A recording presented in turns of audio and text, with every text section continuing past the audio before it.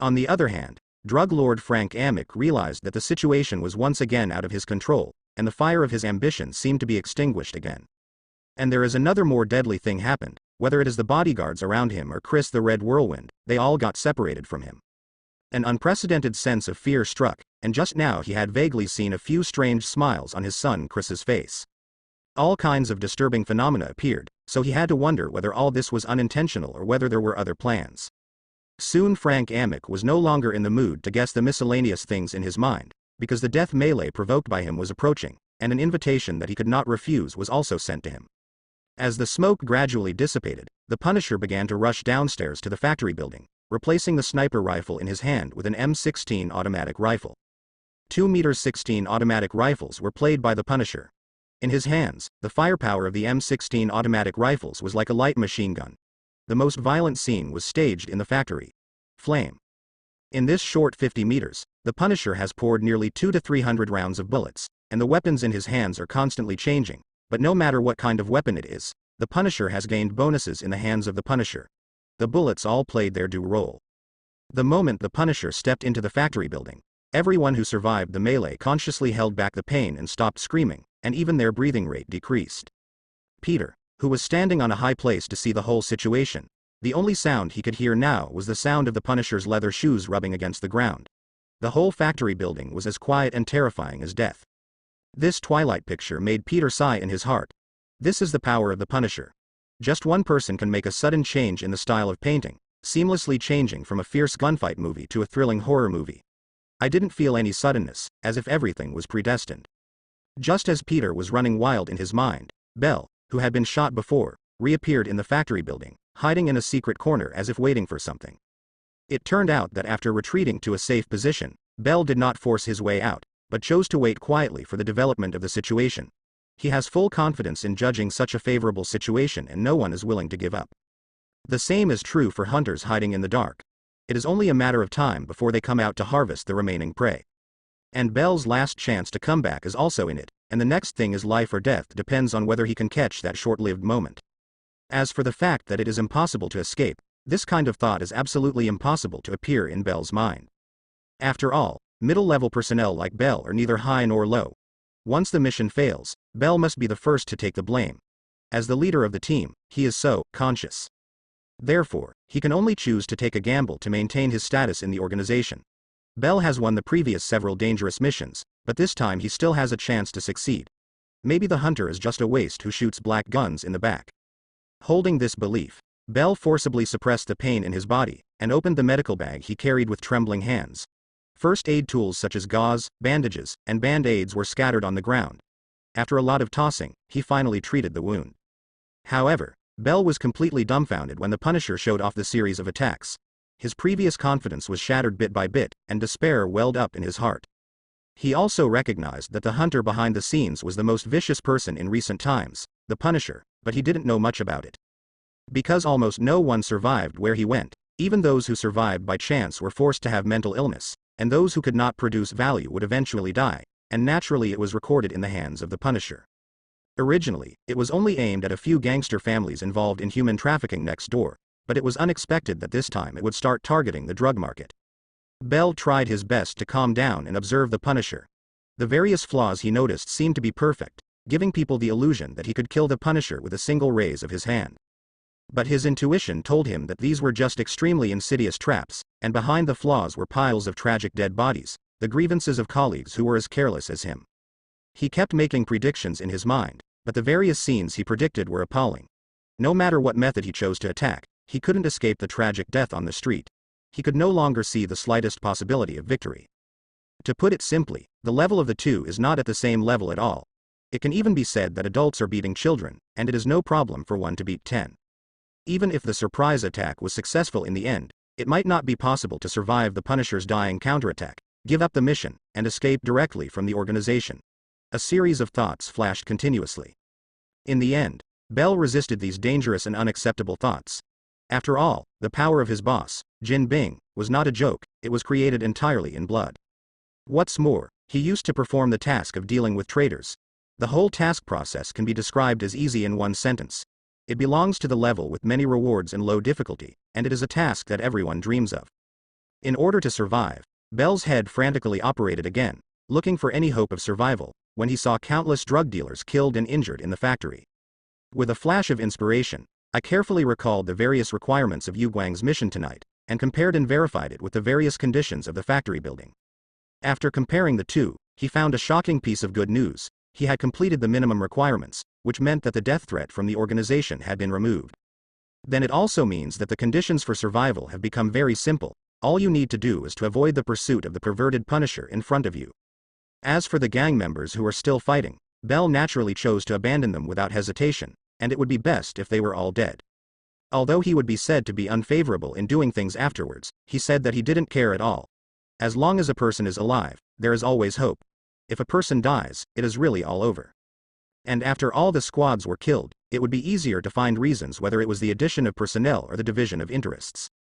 Thinking of this, Bell hid his tracks even deeper. He said that he would stay here forever, and he would never move again until the Punisher left.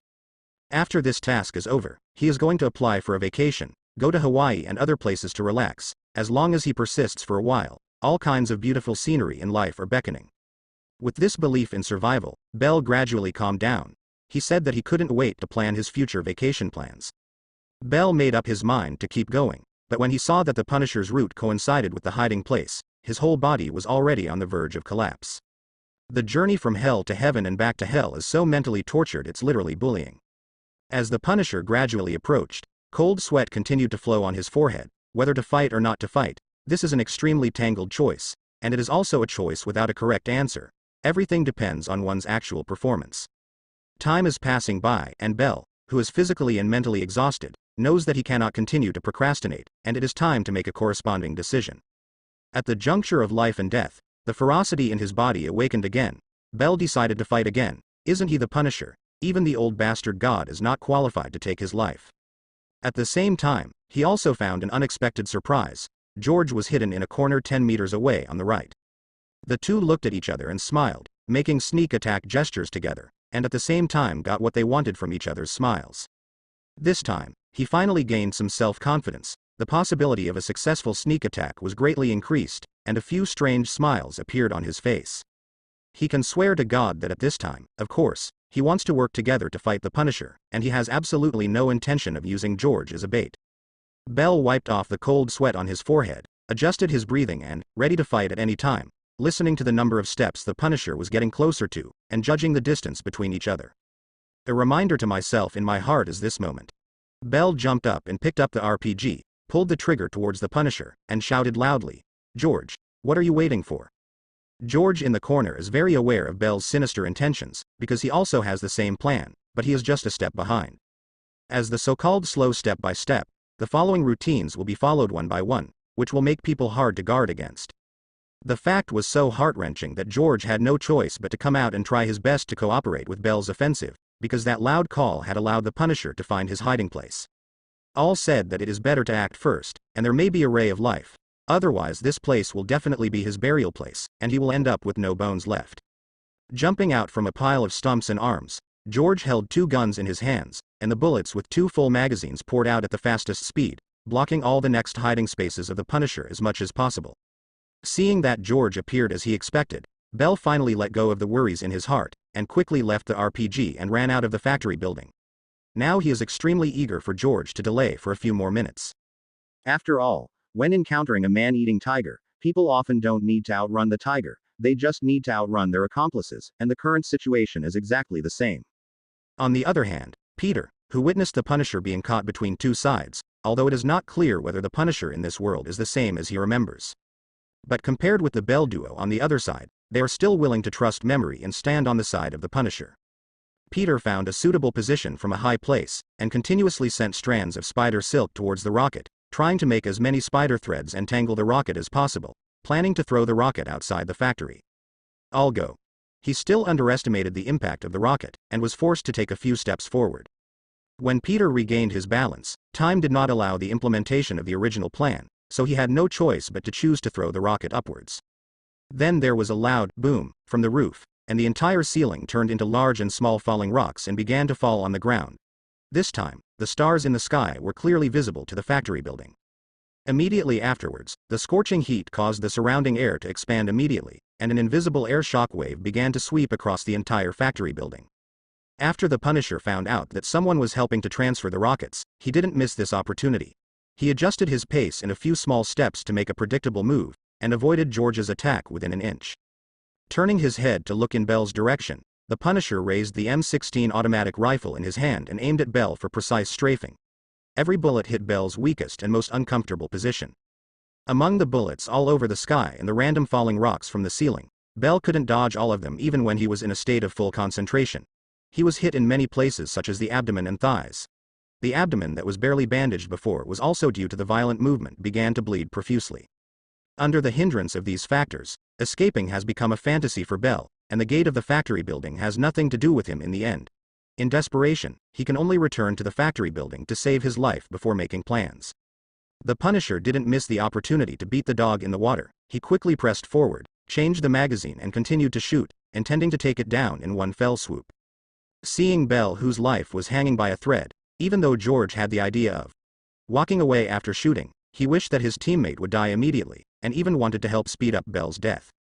But I also know an unavoidable and cruel fact: he can't go, let alone Peter, who jumped out suddenly. Just the Punisher alone needs the cooperation of two people to have a chance of survival. Naturally, Bell knew this truth very well, adjusted his direction and gradually moved closer to George, and he believed that George would definitely rescue him. Because many times of mission cooperation have shown that they are all the same kind of people. They are a group of people who will never give up life easily, and can abandon everything for survival. This is also the reason why Bell chose to gamble just now. After all, if you give it a try, you might be able to escape from death, so why not do it? Even if it fails in the end, there is still George to help guarantee the bottom anyway. In short, I will never suffer a big loss. It's still the same routine as before, the choice to return to George's hands again, whether you want short-term pleasure or future survival. Despite the many unwillingnesses in his heart, George finally made a move.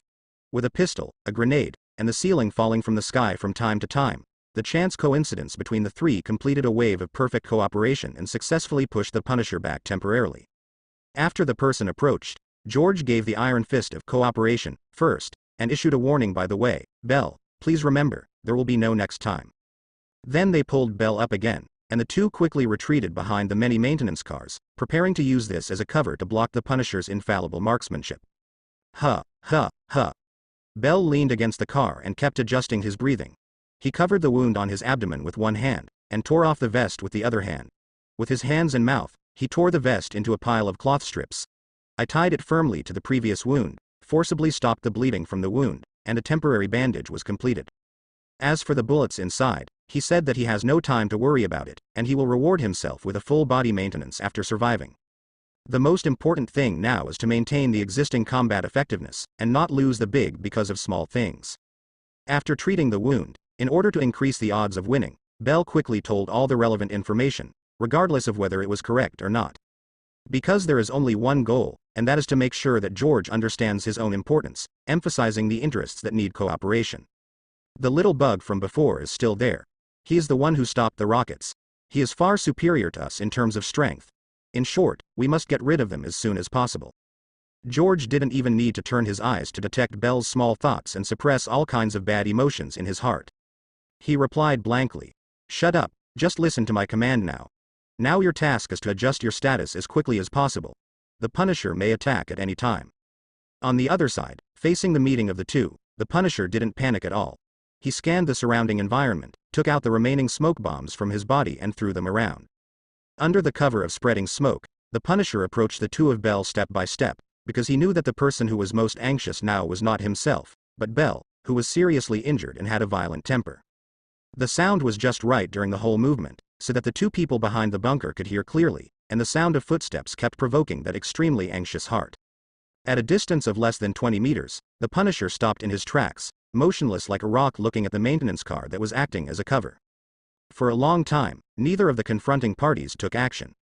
George is waiting for Bell's state to recover.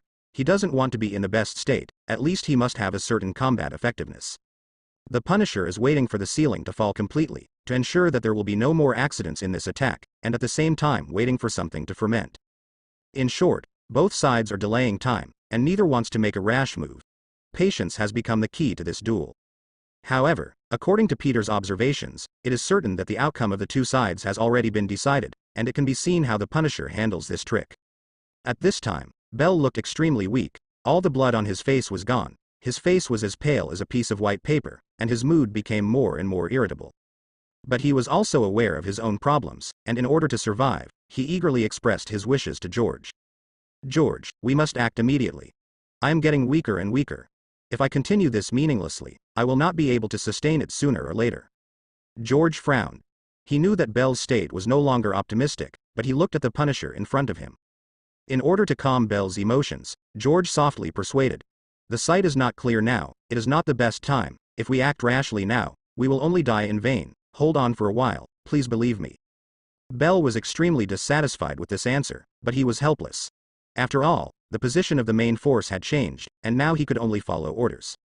The two fell into silence. George was still watching Punisher's every move very cautiously, and Bell continued to adjust his state. As the time passed by every second, the gradual deterioration of the injury, the situation of approaching death and other factors made Bell's body and mind reach the critical point of collapse. 10 times to savor. Even he has begun to doubt George. In fact, he has already found a way to escape. Just want to avenge the previous bait, deliberately stay here, in order to achieve a purpose. Let him die here. Thinking of this, murderous intent flashed in Bell's eyes, and the idea of killing George first kept lingering in his mind. Soon, the threat of life and death in front of him woke him up, and he had to shake his head to get rid of this undesirable thought as soon as possible, but the seeds of suspicion were buried in his heart. But this strange movement made George see it clearly, and he was also very familiar with such things as murderous intent. When Bell was about to say something again, George, who had never found a breakthrough, also became a little emotionally ups and downs.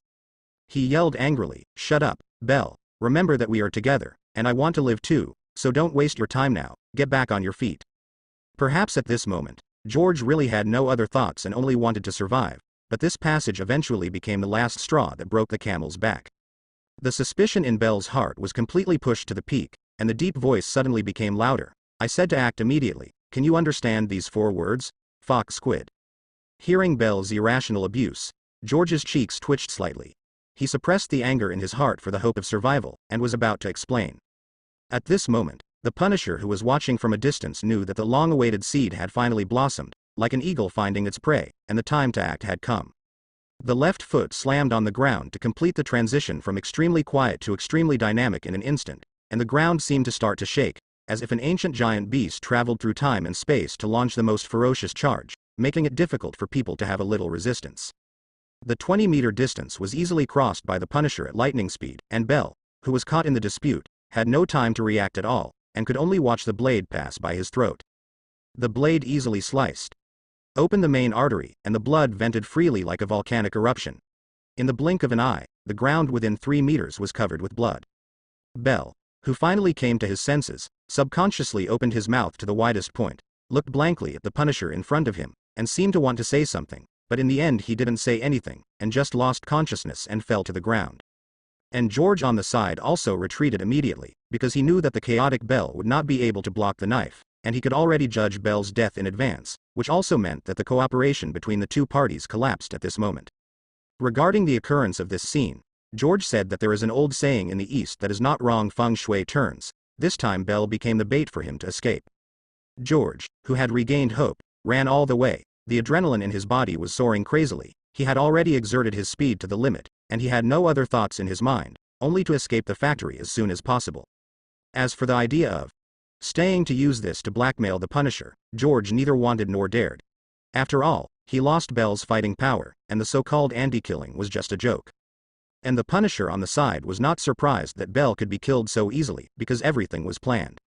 Watching George's gradually disappearing figure, the Punisher took out 2 grenades from his waist and threw them towards the ceiling above. At the same time, in order to cover the explosion of the grenade, the magazine was changed continuously, and the bullets were fired frantically. This time, it entered the running heavy machine gun mode.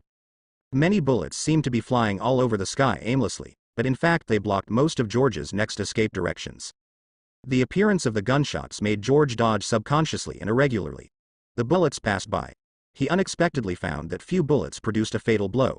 Could it be? Before the fantasy could be activated, reality had already struck a heavyweight uppercut. Dozens of large ceilings completely blocked the way forward, and expressed to him that this way was impossible. Please replan the route. Recalling the previous series of actions of the Punisher, George immediately understood his intentions. It was the explosion of the grenade that successfully triggered a new round of the ceiling. Originally, he planned to think deeply about the new route, but when he turned his head and saw the Punisher rushing quickly, he had to give up this idea for the time being, and adopted the method of taking one step at a time. It was this sense of urgency that made George embark on the road of no return, and even underestimated the application of the Punisher to the combat environment. The seemingly irregular ceiling, after throwing in a large number of bullets, changed its trajectory and almost achieved the effect of pointing to where it fell, becoming a weapon that the Punisher manipulated at will. Coupled with the blockade of bullets all over the sky, from Peter's perspective, George, as an enemy, voluntarily stepped into the death trap carefully prepared by the Punisher step by step. The reappearance of the miracle did not continue, and the Punisher had been waiting for a long time, offering George grenades, stun bombs and other cereal meals. George, caught in the big meal, was devastated and helpless with the arrival of the Punisher. The only thing he could do was to dodge desperately. And the Punisher didn't give a second chance. He turned around ahead of time to lock in a key position, silently waved the knife in his hand, and staged a 7 in and 7 out of George's body. Finally, he slashed George's body with the knife. Neck. George raised his hands tremblingly and pressed hard on his neck, trying to block the wound and keep the last hope, but all these efforts were in vain. His eyes were full of unwillingness. He hated Belle's stupidity and self-importance, and the cooperation between the two could obviously escape. He also blamed himself for not being decisive enough and not stopping the loss in time to leave. Obviously he had a chance. Peter was stunned. Even though he had already guessed that the final winner would be the Punisher before the battle, he did not expect that the gap between the two sides would be so large. In just the blink of an eye, the Punisher can be said to have raised the knife and dropped it, one knife at a child, and the whole process seemed extraordinarily easy. From the beginning to the end, the duo of Belle and George did not form a counterattack at all, only the blind escape was completely defeated, like a blank paper that could be broken with one stab. When Peter came back to his senses, the Punisher was squatting in front of a dying drug dealer, took out a photo from his arms, and asked, "Where is this man? Tell me all his information, as in exchange I can save you." The drug dealer woke up instantly after hearing the question, subconsciously opened his eyes to the maximum and stared at the photo in front of him, opening and closing his mouth and making a weak voice, "He is." But in the end, the drug dealer was not blessed to accept this hope. He was too seriously injured and passed away without even being able to complete a sentence. The Punisher's face changed for the first time, and his hands were unintentionally grasping the photo, and his mood at this time was extraordinarily complicated. Peter felt that the Punisher's mood could be expressed in one sentence, that is, a game successfully reached the final level, but failed due to some irrelevant factors, and it was still a survival game that could not be loaded. Just as the Punisher was deep in thought, he didn't realize that there was actually an audience beside him. This person was the extremely arrogant Garcia before. Perhaps violent people will always attract each other. During the negotiations, the violent Garcia was successfully selected by the more vicious Belle and became the first target to deter drug dealers. And after leeway passed, the target also became a piece of waste, no longer having any value, so Garcia was naturally treated in this way. The gangsters just don't want to waste a bullet on him, and the final solution is to drag him to the other corner and let him die. However, because of this, in the following rapid changes, although Garcia was injured in many places and bled profusely, he only fell into a half-conscious state, and finally survived the melee by luck. In short, compared with the group of drug dealers who were completely down, Garcia can barely be called a blessing in disguise, and it also allowed him to survive until the end of the battle to hear the deal. At this moment, Garcia suddenly cheered up, a few smiles appeared on his stiff face, he bit off his tongue hard, and let the pain make his body wake up as soon as possible, because this was his last chance to be rescued. Under the longing for life, his body seemed to regain strength. Garcia stretched out his hands hard, and it seemed that all the strength in his body had been exhausted by this one movement. That's right. Garcia grasped this last hope. He firmly grasped the Punisher's trousers, licked his lips and said tremblingly, I know everything about him, I can tell you everything. Please, you save me. After saying this, his hands finally fell to the ground powerlessly. This time Garcia passed out completely, but he also put his fate on the gambling table again, gaining a chance for himself to survive. As for the Punisher of Party A, his choice is to accept this deal. Although he doesn't know whether it is true or not, he is willing to give this information a try. The Punisher began to check Garcia's injuries and found that the situation was not optimistic. Garcia had many large and small wounds on his body, the most fatal of which was a gunshot wound on his thigh. Visually, it should be that the best treatment time has been missed. At this time, it has entered multiple states such as hemorrhage and inflammation, which in turn leads to the continuous deterioration of other wounds on the body. In short, the injury is better than that of the previous drug dealer, but if there is a delay and the wound is not treated effectively, it is no surprise that this sudden insider will go to hell to report to Satan. After checking here, the Punisher couldn't help feeling a headache, because the transport he came here was borrowed from a car thief on the way, and there was no corresponding medicine on it, not even the most basic daily first aid kit. Peter, who was looking for someone at the side, saw the Punisher's actions clearly, and he realized that the injured should be of great significance to the Punisher. With such a dangerous world, Peter cautiously came to the Punisher with the idea that one more friend would also have one more way out. A suggestion was made. "Hello, maybe I can help you. I can temporarily stop the bleeding, and there is a first aid kit in the car, which should slow down his death time to the greatest extent. What do you think?" This caught the attention of the Punisher. He glanced at Peter. Based on years of experience and previous observations, he, like Bullseye, roughly estimated Peter's true identity. In a relatively naive mental state, it is likely that he is a student who has not yet left the society. I also think of Peter's timely help before and the fact that there is indeed such a need now. The Punisher made a low voice and said, "Thank you for your help. I'm going to pack some things. Let's get out of here as soon as possible." Hearing the answer in agreement, Peter immediately threw the blue flame spider silk to the unconscious Garcia, and the spider silk wrapped around the wound, starting to slowly stop the bleeding. Exactly, I'm going to find someone too. In fact, to be honest, when he started searching, Peter had already planned to fail the mission. After all, the scene he saw before was Frank Amick fighting alone in the chaotic factory. But the reality seemed to be very keen on slapping faces, and he was the first to shout out the word, "No," and soon he found Frank Amick in the corner beside him. After the hail of bullets in the melee, Frank Amick was only stunned by the aftermath of the grenade. Generally speaking, there was no serious problem with the whole person, just a minor injury. Without Peter's intervention, Frank Amick should have retired once again, and continued to happy in this world, and even his underworld career could be improved to a higher level. Sure enough, existences like Scourge's usually live long, and it also shows that it is really difficult to be a good person in this world. While Peter was lamenting Frank Amick's European luck, Mindy and Big Daddy were rushing towards the factory on the other side. It turned out that after the two men treated their wounds, they didn't see Peter's figure, and the gunfire in the direction of the factory building gradually subsided. And the communication equipment failed to get in touch with Peter. The two really couldn't let go of their worries and decided to go back to the factory to check the situation. But for the implementation of this decision, Mindy and Big Daddy each have different views, and the two have a fierce quarrel.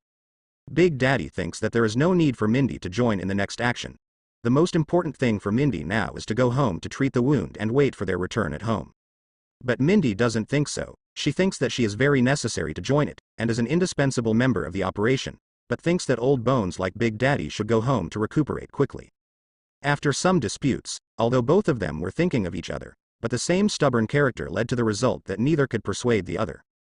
In the end, in order not to waste time, the father and daughter took a step back and made promises to each other, never act impulsively, and put their own safety first when acting.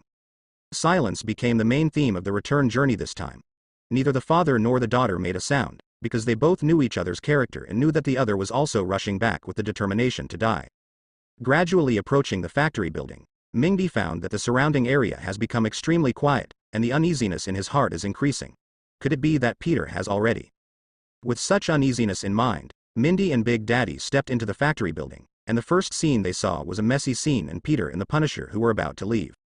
Extremely surprised, Mindy pulled Peter to his side, and asked a series of questions softly. "Are you okay? What happened here? Who is the uncle standing next to you?" Peter waved his hand and responded, "Mindy, let's get out of here first. I can't tell for a while. I'll talk to you slowly when I get in the car." Then he turned around and raised the person in his hand to claim credit for Big Daddy. "Uncle Damon, who do you think this person is?" Big Daddy's eyes moved accordingly, his eyes turned red instantly, and his body couldn't help approaching. "Frank Amick, how could I forget his face?" Peter handed the man over, and then explained the situation. "He's not dead yet, he's just temporarily unconscious. He's yours now, Uncle Damon." Big Daddy took over the enemy who had made him gnash his teeth, and bowed deeply to Peter. "Thank you. Don't need to do this, Uncle Damon, hurry up and take us back to the car. There are seriously injured people. This one needs the first aid kit on the car." Peter quickly stepped aside, pointing at Garcia behind the Punisher. The Big Daddy nodded to put away the emotions that were about to get out of control, and led the people to quickly leave the factory full of corpses and head for the cars parked in the distance. On the way, in order to cope with the situation that may happen next, Peter told all the communication during Bell's negotiation and the information that Bullseye escaped halfway. The Punisher and Big Daddy figured it out together, and after a while they understood why hundreds of people fought a small-scale war in the factory tonight, but no one outside came to bother them, as if they didn't notice it at all. It should be Jin and use the charm of money to open up the relationship, suppress the speed of the nearby police, and leave enough time for the Bell team. The departure of Bullseye will definitely bring the latest information to Jin Bin. As the boss, he will also adapt to the situation and formulate corresponding countermeasures. In order to get a better prediction result, Big Daddy began to think about this issue from Jin Bing's perspective. The drug dealers entered into a big melee, and the third-party forces made a strong appearance. The collision of multiple forces would inevitably lead to countless casualties. However, he wanted to teach the third-party forces that suddenly appeared in the factory a lesson. The best countermeasure was undoubtedly to notify the police to dispatch immediately, surround the factory in all aspects, and enter the factory openly to arrest personnel.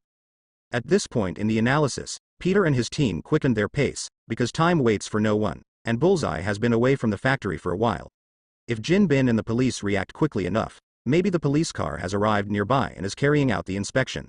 Surrounded. Sure enough, all this did not go beyond everyone's predictions. As soon as he got back to the car, Peter heard the sound of intensive police cars traveling in the distance. When Peter said this, the Punisher immediately threw Garcia behind him, and said, "Help me bandage his wound, let me drive the car, I am more familiar with the terrain around here than you." Under the skillful driving of the Punisher, the car began to turn around. In order not to attract the attention of the police cars, it specially selected some relatively hidden streets to drive. There were no dangers along the way. Under the Punisher's superb driving skills, everyone successfully broke through the defense line set up by the police, just like a group of ghosts shuttling through the darkness, leaving no trace of clues for the police to find. To the point of no trace. After a long time, the Punisher stopped the car in a hidden corner, and after observing the surrounding environment, he said, "Everyone, let's separate when we get here. You will go straight along this road for about 1 kilometer and you will be on the right. Then turn back to the main road." After thinking for a while, he took out a note from his body, picked up the pen that came along halfway, wrote down the relevant information, and put the note on the passenger seat. Turning to Peter, he said, "My phone is on it. If you need help, you can come to this place to find me at any time." After speaking, he carried the bandaged mummy on his back. Garcia got off the car, parted ways with Peter and the others, and went back to their respective homes. In the car, for the note placed on the passenger seat, Peter's choice is of course to accept it and keep it safe. This is a promise from Frank the Punisher. Besides, the reason why he offered to help just now is to bet on the arrival of this moment and establish a good relationship with the Punisher. The Big Daddy returned to the driving seat, looking at the back of the Punisher leaving. His face was extremely solemn, and he entered the mode of thinking. After a while, he said, "Peter, Mindy, try not to get in touch with this person. If it is absolutely necessary, then you must be more careful. I can feel that this person is very dangerous." Peter wasn't surprised that Big Daddy noticed the danger on the Punisher. After all, he was a police officer who was about to become the chief. Although Big Daddy can no longer keep up with the development of combat power in the new era, he has always been at the forefront in terms of eyesight. After all, this ability is given by all kinds of tribulations in life, and it will not be so simply forgotten with the passage of time. Peter nodded to express his agreement with Big Daddy's point of view, and at the same time expressed his own opinion, "But you don't need to be too sensitive, just get along like ordinary people." Seeing that this topic still intends to continue, Mindy, who forcibly held back her silence in the factory building, was already full of curiosity at this time, and no one could stop her from asking the next question. With the addition of desire in his heart, his combat power has soared, and he quickly decided on the strategy of dividing the army into 2 groups. First, he patted Peter's thigh with a palm to attract attention, thereby interrupting the conversation between the two of them. Then stretched his body to the driver's seat, and launched a daughter-like eye attack on the Big Daddy. "Dad, didn't you just say that you want to understand what happened after that?" Facing Mindy's rare eye contact, the old father undoubtedly chose the daughter's side and gave a beautiful assist. He echoed, "Indeed, I'm also very curious about what happened next. Peter, please tell us in detail." After getting the desired answer, Mindy immediately connected and asked questions to complete the final field control. "Now back to the topic," Peter told me quickly. "What happened in the factory after we left? How did it develop to that scene?" "Mindy, you're too impatient. It looks like this thigh is red, and you're going to seriously hurt me. I can't speak. Peter teased while lying in a paralyzed position. Mindy curled her lips and said loudly, "Stop pretending. You are still so childish at such a young age, and still playing this trick. I didn't use much force, so hurry up and say it." "Mindy, I'm just a child. How can I say I'm naive? Don't come here, itchy. I say it's okay. Let go quickly." In the following journey, Peter told the curious father and daughter about the ins and outs of the factory building tonight, starting from the initial infiltration. After some narration, Mindy expressed regret for missing the big show, and kept asking new questions to Peter, while Big Daddy fell into deep thought. If all the drug dealers Peter mentioned are dead, then the group of people behind them probably won't be able to sleep tonight. This chaotic opening ceremony has already begun, and no one will stop it, and there is a high probability that they will go speed up the arrival of chaos. A few smiles flashed in his eyes, and he expressed his opinion. At the same time, Big Daddy also stopped the car at the intersection, turned around and said, "Peter, there is a bus stop ahead. You can take the bus home first, and leave the rest to me and Mindy." Peter subconsciously glanced at Mindy. He instantly understood the deep meaning behind Big Daddy's proposal. It is estimated that the next scene of dealing with the enemy will be extremely violent. It is not appropriate for non-participants to stay at the scene to avoid accidents. But seeing the father and daughter who were covered in injuries at this time, uneasy thoughts still prevailed in their minds. Peter whispered a suggestion, "Just you and Mindy. How about I stay and contribute?" Before Big Daddy could speak, Mindy rolled his eyes first, as a counterattack to Peter's piquing question. Then he said, "Don't worry, Peter, you little rookie, you still have to have some confidence in me and Dad. We will deal with that bastard. Hurry up, or you will miss the last bus, and you will have to run back by yourself." Hearing this, Peter couldn't continue persuading. After all, Big Daddy was still thinking about him. So he stood up and shot a large amount of spider silk at the comatose drug lord Frank Amick to provide another insurance for their next actions. Peter, who was about to get out of the car, saw Mindy's confident and arrogant appearance. He felt that his body was being seduced by the devil, so he couldn't help stretching out his hands and rubbing Mindy's dog's head, angrily. "Peter, you're a rookie. How dare you touch my hair?" Mindy became irritable in an instant, and didn't even care about tidying up her hair. She threw herself at Peter, ready to give this daring recidivist an unforgettable blow. Peter, who took advantage of it, naturally wouldn't give Mindy a chance to fight back. He immediately turned around and opened the door and slipped away. The whole process was smooth, and said with a smile, "Ha ha ha, if I can't get a call, then I'll go first. Good night everyone." The continuous fighting made Peter fall asleep as soon as he got home, and he barely woke up until noon, mainly because he was too hungry, and the hunger in his body had broken through the blockade of drowsiness. Peter struggled to break the seal from the bed, obeyed the call deep in his heart, and went downstairs to offer a big meal to his body after a night of fighting. Came to the bathroom like a sleepwalker, and did a simple wash before fully waking up. After looking around at home, he realized that only he, a student on summer vacation, was left, and Uncle Ben and the others had already gone to work. And the Big Daddy should have successfully killed the enemy, ending this year's long battle of revenge. As for why Peter would know. Of course, it was because Peter was born a master who could pinch and count. In fact, the system sent a reminder that the task was completed at around 8 o'clock this morning, but Peter was in a deep sleep and didn't hear it at all. He only saw this part of the message after washing up. The host has completed the task, Big Daddy's Revenge, completed it within 12 hours, and won a lottery draw for A-level abilities, starting to trigger the superposition effect of the hero event. Reminder. If the host refuses, please deal with it as soon as possible. Stacking has started. The host can decide whether to receive it in the next task reward. Due to the emergence of this information, Peter carefully checked the rules for receiving rewards, but he did not expect the system to come up with such a unique set of gameplay. He decisively questioned the system. "Don't you know that 8 o'clock is not considered morning for young people? This is a serious dereliction of duty." Hearing the host's shameless questioning, the system said that it was fearless and would not be disturbed at all. It fully expressed that it was up to him, and we will come back to see his style of doing things in a few years. The system didn't cooperate to respond, and Peter couldn't continue to sing a one-man show alone. As for the A-level ability, I am not tempted at all. There is nothing wrong with it. The current ability in the body still needs to be further developed, and it is not conducive to the addition of new abilities. Picking up lunch, I came to the computer, ready to look up some information, and by the way, take a look at the next direction of the factory incident last night and the impact it caused. After all, the scene in the factory building last night was particularly powerful, and it was not comparable to the level of the small fights before. The shocking sound probably resounded throughout the entire Brooklyn area, and even half of the city at that time. The number of bullet casings that can be collected in the factory alone is an astonishing number, and the number of exclusive battlefield weapons such as grenades and shock bombs has reached at least 3 digits. After that, there are nearly 10 rounds of RPG in full bloom in the factory, with.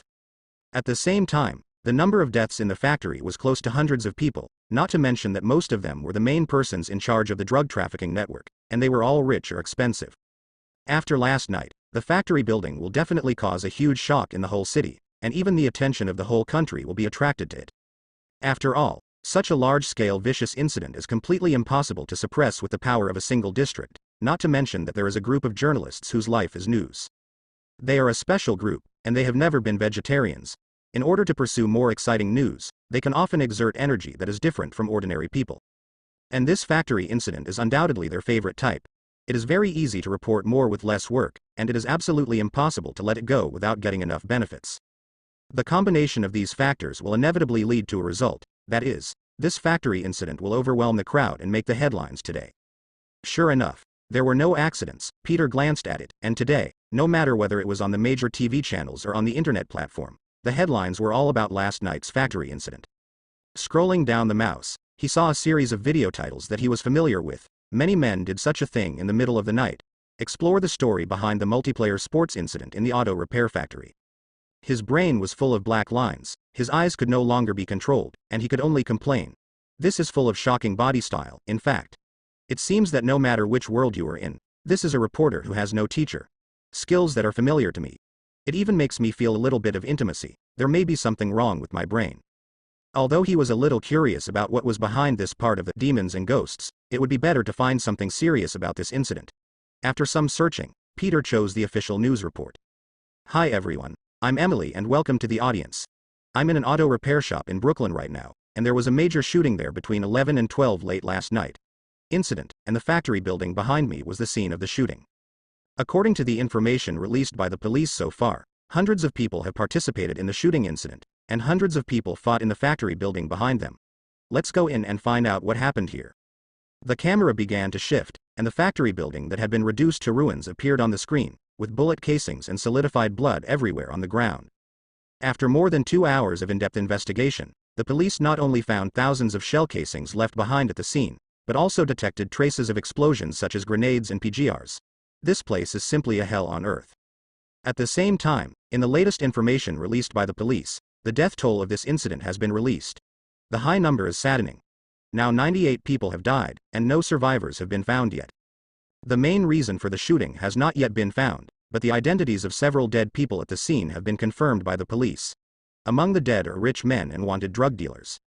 In this shooting incident, what kind of role did they play, and whether there were other strange things, all of this needs further investigation by the police.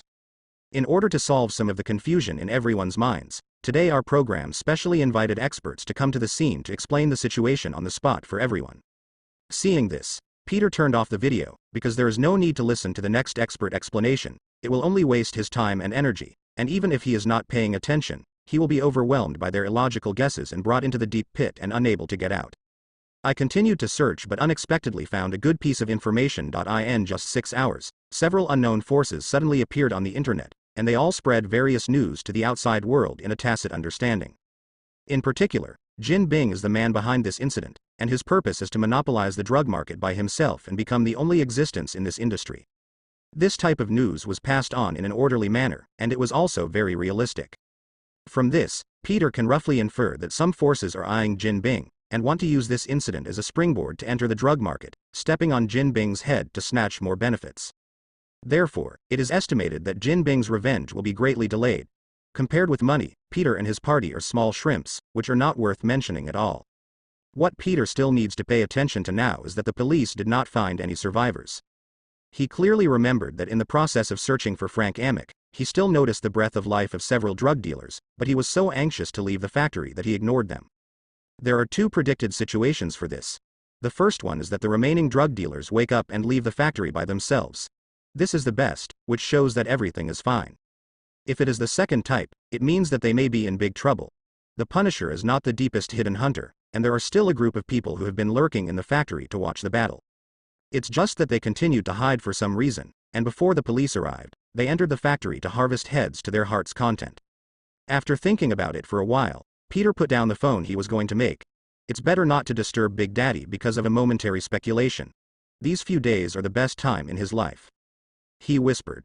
Forget it, let it be, it hurts my head just thinking about it. But I really have to keep a low profile recently. Turn off the computer. Pick up the milk carefully prepared by Aunt May from the table, drink it up in one gulp, and lean back lazily on the sofa. After a while, Peter remembered that it was time to check last night's harvest. When he saw the reputation value displayed in the system, the smile on his face was completely uncontrollable. Overnight, the prestige value soared to a number that was unimaginable. And the current trend is still on the rise. If there is no accident, the final harvest will be hundreds of times higher. Roughly estimate a wave, at least 1 or 2 months can be tossed in the virtual training room. Even the most advanced package is not a problem. Now please call him a local tyrant. As for the power of the police, Peter no longer cares about it. The angle of the police's strength has gradually fallen into chaos. Clue. Of course, we can't blame the police too much for their inaction and ineffectiveness. The main reason is that there are too many partners behind them who can hinder them. The starting points of the two parties are different. The police want to end the case as soon as possible, while the partners want to use this to do things, such as attacking hostile forces, gaining more benefits for themselves, and even wanting to wipe out the enemy. After all, they won't hurt their bones if they try, but once they succeed, they will get rich and powerful interests. It is the existence of this kind of concept that caused the turmoil at this time, and it also made Peter more convinced of his prediction. Among them, the news media is undoubtedly an extremely vigorous main force. Due to the high popularity of this incident, people are willing to spend money to watch it and become a consumer. As a result, all the media have become crazy, and they are all concerned about this factory incident. Much coverage. Some tabloids are also aware of their own disadvantages. In order to obtain more market benefits, they decided to take a slanted path. They chose to start with the identity of the deceased and openly fired at the police, questioning the existence of an exchange of interests between the police and drug dealers. At the same time, there are a lot of talents, and the articles written are more exciting than the last, and the plot and logic are all well-founded, so that even the gangster can't refute it for the time being. Accurately grasping the explosive point of the market has made many people who don't know the truth watch it with gusto and say it happily, which in turn makes the people willing to open their wallets to buy and buy. With the support of a large number of people who eat melons, the sales of this type of tabloid naturally increased by leaps and bounds, occupying half of the market, and the rest of the industry saw such a successful result, and they were all extremely jealous. This is simply money falling all over the floor. Just bend down a little, and the successful cases are all in front of you. They want to increase their value, raise their salary, become a CEO, and marry Bai Fumei. In the face of these 4 goals, there is no need to entangle at all. The rest of the media immediately followed up and imitated, and everyone was publishing frantically. After all, the market is so big. The soup is probably not good enough. All of a sudden, reports of this kind of conspiracy theory became popular among the citizens, and even if the police wanted to curb the source, they couldn't do anything, and they were completely overwhelmed. With the outrage and the help of a group of caring people, the police had no choice but to hold an emergency press conference half an hour ago. They have expressed their attitude to the public. They will do their best to investigate this case, and strictly investigate the relationship between the police and drug dealers, and will never let any bad guy go. For such a strong announcement by the police, Peter of course raised his hands and feet to express his support. After all, fighting crime is everyone's responsibility. Inspiration suddenly flashed through his head, and Peter decided to send a text message to Big Daddy later, asking Big Daddy to sort out the materials at hand as soon as possible, and hand them over to the police one by one.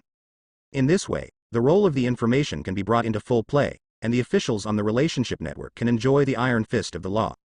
At the same time, on the other side of the city, Jin Bin, as the main force involved in the factory incident, also paid close attention to this incident. He flipped through the documents in his hand, while asking, "How far has the result of the factory building last night been realized? Is it possible for Belle to be alive? Where is Bullseye?" The blonde female secretary on the side adjusted her glasses and replied, "Boss, Belle and George and the 50-man team they led were all killed. Last night's plan was barely a success, and now the drug market has completely opened the door to us. According to the information collected so far, it is very likely that the lunatic Punisher intervened, and there is also a Spider-Boy who appeared recently. As for Mr. Bullseye, the subordinates have not received any news from him for the time being." After listening to the blonde female secretary, Jin Bin knocked on the table and said, "Daredevil from Hell's Kitchen, the Punisher from the gangsters, and now there is another Spider Kid. The world really doesn't lack these innocent people. You idiot, who thinks he has some ability and wants to meddle in other people's business, he really doesn't know what to do, don't you think so? Faced with Jin Bing's question, the blonde female secretary chose to be silent. She also knew that this sentence was not a question, but a self-answer, and it was obviously not something she could answer. By learning from the death experiences of many predecessors and drawing on their valuable experience, she always remembers the first principle she established after entering the company: talk less and do more. Without waiting for the secretary's answer, Jin returned his attention to the documents in his hand. He found something interesting, and a smile kept appearing on his face, eventually forming a burst of wild laughter. The blonde female secretary was still standing quietly aside. Even though her heart was constantly trembling, she still resisted to stay still. Glancing at the behavior of the blonde female secretary, Jin didn't have any extra interest, and directly ordered, "Go to the marketing department and prepare to meet the challenge of the wolves. After a week, I want only one voice left in the market. Go out." "Yes, boss." After walking out of the office for a while, the blonde female secretary let out a sigh of relief. She knew that she had barely passed the test, and a better life would be tomorrow. After the police press conference, the major criminal groups also seemed to realize that the time for hunting had come. All of a sudden, the situation in New York suddenly changed, and it entered a state where you sing and I come on stage, and started a crazy fight for profit. And Peter is still enjoying the rare time at home, lying on the sofa paralyzed by GEU, holding hot instant noodles in his hands, drinking iced happy water from Fat House, and watching high-quality movies. Please give him this kind of life first come 100 years. However, when Peter got up to exercise his muscles and bones, he saw the calendar hanging on the wall. For some reason, his brain suddenly entered a state of contemplation, and he always felt that he had forgotten an important thing somewhere. This strange feeling gradually aroused Peter's curiosity, and in the end he had to suspend this precious time of watching dramas. Thinking hard but still not getting the right answer is like being one step away from the finish line in a long-distance race, but you just can't cross it. In desperation, Peter reached out and took the calendar in front of him, carefully observed the date on it, and prepared to conduct a one-on-one analysis and comparison. After several searches, Peter's mind finally turned around. The reason why he couldn't come up with the answer just now was because he lacked a key piece of information: the profession of being a student. And if there is no miscalculation of the date, today should be the last day of the holiday, and school will start tomorrow. Feelings of embarrassment and gratitude appeared at the same time. If he hadn't seen the calendar today, Peter would still be lying at home tomorrow. At the same time, the wonderful life of not leaving the door of the house is about to be declared over after only 2 days of experience. For this point, Peter is even more difficult to accept. Looking back on the experience of the past month, the more he thinks about it, the more he realizes that he has lost a lot. This month, eating, drinking and having fun has not been completed. After a long time, Peter, who was relieved, also accepted the reality. He decided to get ready to go back to school as soon as possible. On the last night, he wanted to play to his heart's content, and he was going to go out and wander around the world. Peter immediately put the calendar back to its original place, sat back on the sofa, and took out the long-sealed peerless weapon from the desk: blank paper and pen. As the saying goes, a good memory is not as good as a bad pen. Write down the items that you need to bring back to school on the note one by one, and prepare to do it all at once. As the mind enters the memory storm, another part of the memory emerges from the depths. This time, Peter's expression gradually lost control, and he couldn't keep calm anymore. The Fat House happy water he was drinking suddenly felt less sweet, and he jumped up from the sofa in an instant and went straight to the room. In the room, I saw Peter lying on the edge of the bed with his hands outstretched looking for something. His back that seemed to be trembling would give people a very sad first impression. When a school bag was dragged out from under the bed, Peter was completely desperate. He remembered that it was the time when he had just acquired the ability. He went to fight amateur black boxing to make money. Kicked the school bag under the bed, ready to wait for the victory to return before finishing. The result is the current situation. The big school bag in front of him is full of various homework that he has not completed, including writing papers on several major projects. As for the number of articles, Peter said that he did not know, and he did not want to know. God, why did he only remember it at this time? There is only 1 day left.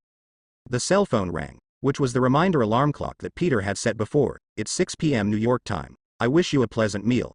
Then Peter re-estimated the time. It's over. There is only 1 night left. Really, you are committing crimes. Cough cough. Reject the drama and return to the topic. Assuming that the school bag under the bed was found earlier, whether this situation can be solved, Peter's shaking heart has already given the answer, but he will not admit it, so now this situation must be God's mistake. Facing the big school bag, Peter's expression said it all. He couldn't believe it was real, and he wanted to reject this surprise fact. Staring fixedly at the school bag in front of him, his brain has begun to let go of his mind. Various methods of destroying the school bag have emerged in his mind, and he is even thinking about the feasibility of buying a husky to save the scene. In the end, Peter, who had been thinking for a long time, calmed down. It has become an established fact that this big bag of homework has not been completed, which cannot be changed by anyone, especially Peter himself. Resigned to fate, isn't it just a big bag of homework? Peter said. Have you guys heard of any classic legend homework? Give me a pair of hands and a pen, one more night, and tomorrow morning a miracle will happen here. Peter gave himself enough confidence and made an oath. He wouldn't sleep until he finished writing. He wants to set an example for the world to see what is called a miracle reappearance, and a dreamlike miracle is about to set sail. In the evening, Peter, who was catching up with his homework, was naturally not qualified to wander the world, and his deafness became his label. So he didn't know that the impact of the factory incident had just begun, and a new storm was about to sweep across New York City. It's poisonous. I even dreamed that I went back to my youth and became a student again. I still frantically made up homework in the middle of the night. The picture is too real. Peter struggled to get up from the bed, turned off the alarm clock in his phone, and wiped his hands. Wiped the cold sweat that didn't exist on his forehead. It's just that when he saw the pile of homework in front of the desk, his whole body immediately became refreshed, and the relevant memories were re-uploaded into his brain, as if what he just said was true. And last night he uttered wild words to challenge the fantastic legend, but his face was slapped. Although Peter persisted until 3 o'clock in the morning, his body finally defeated his consciousness, and instinctively he obeyed the call of drowsiness and went to bed quietly. At the same time, last night's experience also proved to Peter that it is often said that people can do anything when they are in a hurry, but for math problems, once he can't do it, he really can't do it, no matter how anxious the person is. And the particularly obvious traces of saliva on the digital homework book are the best proof, as if they are also telling about Peter's many unforgivable crimes last night. Peter, get up quickly. Today is your first day back to school, don't be late. Uncle Ben knocked on the door and said. This voice brought Peter back to reality. I see, Uncle Ben. Peter has nothing to do with this pile of homework, and now he has to go to school. The abbreviation is that a dead pig is not afraid of boiling water. He is mentally prepared to bear the consequences. So what? After entering the bathroom to wash his body briefly, and then went back to tidy up the room, and stuffed the items needed for returning to school last night into his school bag, Peter realized that time was running out and rushed downstairs immediately. Good morning, Aunt May. Good morning, Peter, it's time to have breakfast. Have you been busy for the past few days? You look very tired. Come and drink some fresh milk. I specially prepared it for you to recharge your spirits. Aunt May deliberately moved the milk to Peter. Thank you, Aunt May. There's been some trouble recently, but it's almost done. I don't need the milk. The bus is almost at the stop, so I'll start first. Peter grabbed a few pieces of bread and ran out. There's no need to be in such a hurry. After drinking the milk, we still have to catch the bus. Before Aunt May finished speaking, Peter had already run out of the house. Aunt May shook her head helplessly. Uncle Ben got the coat from the room and walked downstairs but found that Peter was still not downstairs, so he asked, May, did Peter go to school, or didn't he go downstairs? Going to school, the child just took a piece of bread and ran away, and didn't even have time to drink milk. Aunt May worried as she looked at the warm milk on the table. Uncle Ben picked up the newspaper and sat next to Aunt May, consolingly said while reading, Don't worry, it's normal for Peter's age, not to mention that it doesn't happen once or twice. If you don't eat breakfast, it's easy to hurt your stomach. He's still so young. Are you ashamed to say that you were a classic case? When you were young, you were like. Aunt May shifted her gaze to Uncle Ben and sighed. Realizing that his wife's grievances were about to involve him, Uncle Ben quickly put down the newspaper, changed the subject, and said, Okay, hasn't Peter's body been getting stronger and stronger in the past month? I just happened to be a little thirsty, so I took Peter's give me milk. On the other side, Peter, who hurriedly set off without even eating breakfast, found another difficulty when he arrived at the station. The bus leading to the school was actually crowded with people. Hesitation welled up in my heart, but thinking of the lack of time, I could only bite the bullet and rush up. Relying on his super high control over his body, Peter managed to get away from the crowd, rushed onto the bus and got a seat at the first stop. But new challenges also emerged. Because of Peter, who has a deeper sense of smell, there are countless smells that can be smelled in this sealed small compartment, and all kinds of smells are indescribable. With no choice left, Peter quickly lowered his breathing rate, turned into a basalt of 10,000 years, and opened the breath-holding record that could challenge the Guinness level by the way. Immediately afterwards, after more than half an hour of swaying movement in the car, the bus finally reached its destination, Empire State University. Huh, huh, huh. There are really all kinds of smells on this bus in the morning. I will definitely not ride next time. If I come a few more times, I will pass out on the bus. It seems that I will buy a motorcycle. Just do it. After getting off the car, Peter immediately made a decision to buy a new travel tool. Although Mindy had mentioned this proposal before, he felt that it might not be very useful, so he didn't make up his mind. Looking at the magnificent school gate in front of him and the time on the watch, Peter was about to breathe a sigh of relief when a new round of questions arose. Where is the classroom? I remember which building it came from. The memory told Peter that this was a sad story, just as the student probably remembered the answer to the question given by the teacher before, but clearly remembered that he did not listen carefully. The sadness of the two is the same. After repeated deep thinking, he could not recall the specific location of the classroom. Just when Peter gave up on himself and planned to ask for leave and go home to rest, God gave him some hope. A number of girls came from a distance, talking and laughing. Peter, who was watching left and right, with his keen eyes, saw clearly at a glance that the book held in the arms of one of the girls was the class he was going to attend next. Peter fixed his eyes and saw that the girl was about 1.7 meters tall. She was dressed in simple casual women's clothing to show off her perfect figure. The long flowing golden hair and the books in her arms made the whole person's temperament even more impressive. Leap forward sublimation can be said to be a goddess-level existence that can kill both men and women. And that pretty face also made Peter feel a little familiar, and soon a name corresponding to it appeared in his mind, and the girl holding the book was Gwen Stacy. She was a classmate, and one of the few girls in Peter's class who could talk. Thinking of this, I have to mention Peter's situation in the class at this time. He was completely isolated. He didn't even know all the classmates in the same class during the whole freshman year. And Peter in high school can be summed up in one sentence: a nerdy academic bully, coupled with the external image of a thin body, has always led to some inexplicable bullying in the class. When asked about the reasons for beating someone, they were even more varied. To summarize and classify, most of them have no conflict with Peter at all, it is purely a follow-up behavior. But they also don't think they have any problems. Instead, they agree that the skinny nerds are bullying, so why are there so many? Peter's situation did not get better in the class until he went to college, but the good times didn't last long. Not 3 months after the start of school, a high school classmate, Thompson, transferred to Peter's class for some reason superior. In this way, Peter and Thompson became classmates again, which is simply a bad relationship. So it is Thompson's credit that Peter was designated by the isolated environment. Back to the topic, in fact, in a certain parallel universe, Gwen Stacy also gained the ability to be a spider, known as Ghost Spiderman. So in today's world of countless superheroes, Peter is not sure whether Gwen Stacy in front of him also has spider abilities. As for her father, George Stacy, a police chief, he is also one of the people that Big Daddy will contact in his upcoming justice operation.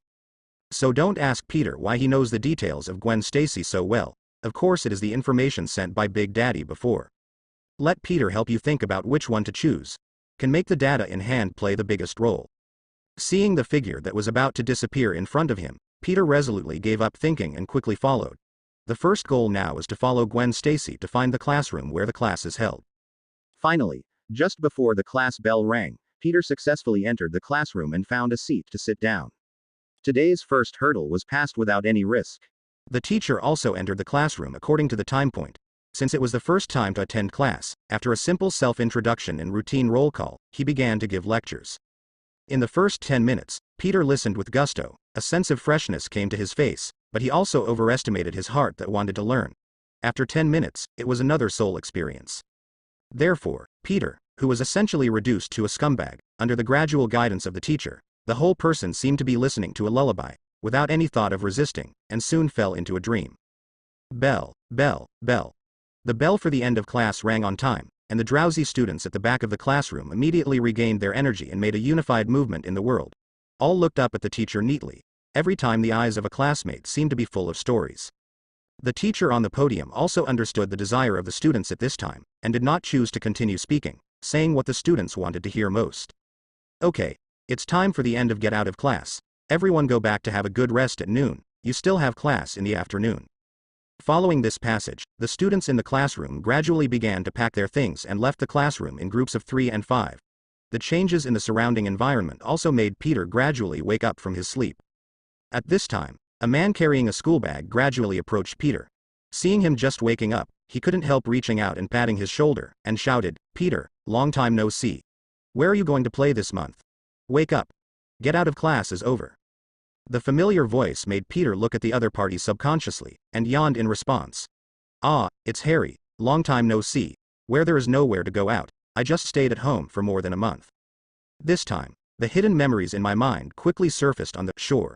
The handsome guy in front of me is Harry Osborn, the future second generation of the Green Goblin, and also one of the few friends of Peter in school.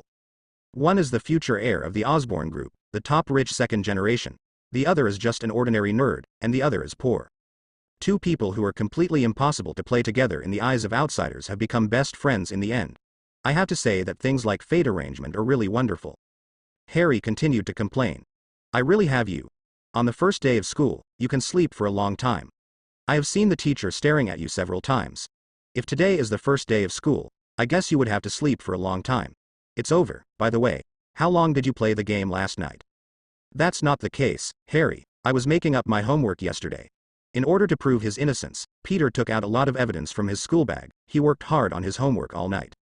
Harry looked at the homework on the table, looked at Peter again, looked back and forth several times, and said in surprise, "Peter, have you forgotten? We have submitted related works before, and we no longer need to hand in homework. It seems that you were really playing like crazy. I even forgot about this." After hearing this sentence, Peter gradually lost control of his expression. The pain mask was ready, and when he thought of the struggle last night, bursts of sadness kept pouring into his heart like a tide. After listening to Peter's recounting of the tortuous experience last night, Harry couldn't help it this time, and the whole person fell into a state of laughing wildly.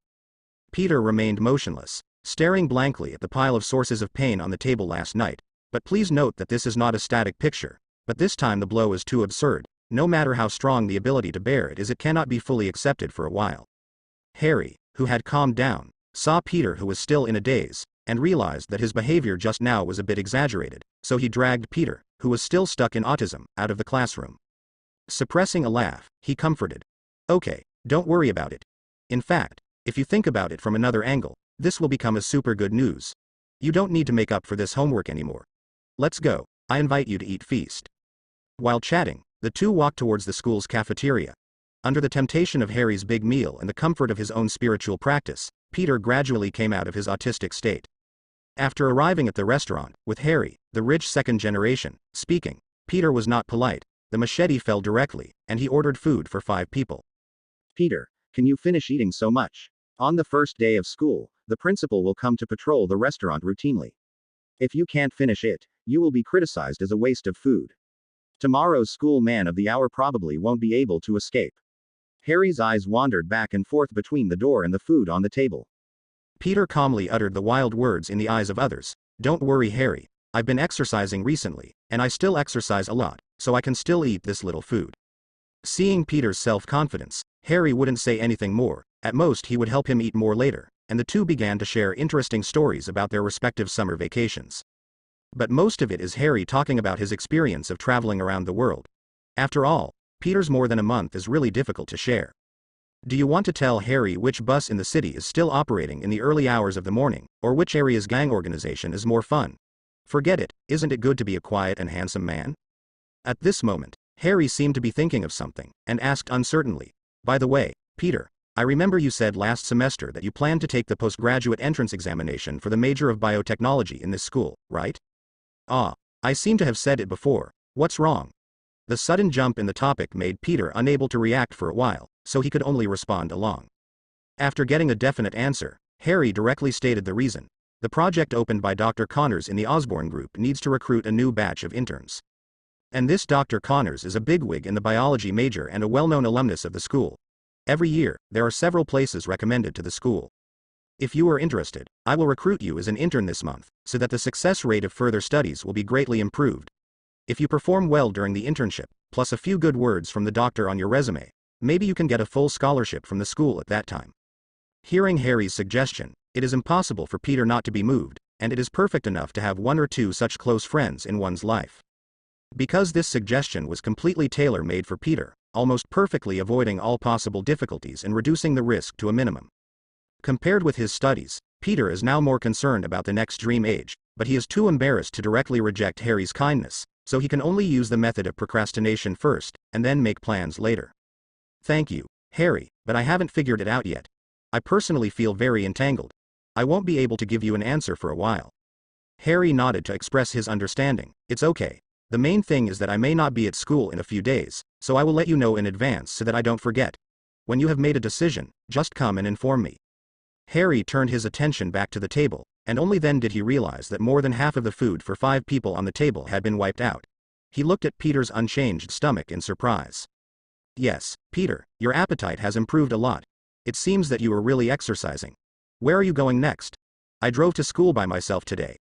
If you want to go home and rest, I can send you back now. Peter shrugged his shoulders, saying that trivial matters are not worth mentioning. He stood up from his seat and took out his mobile phone to look at the time.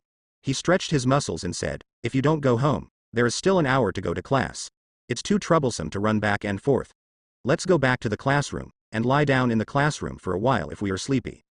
After eating and drinking in the dining room, the two walked on the sunny road like old men, and set off for the classroom leisurely.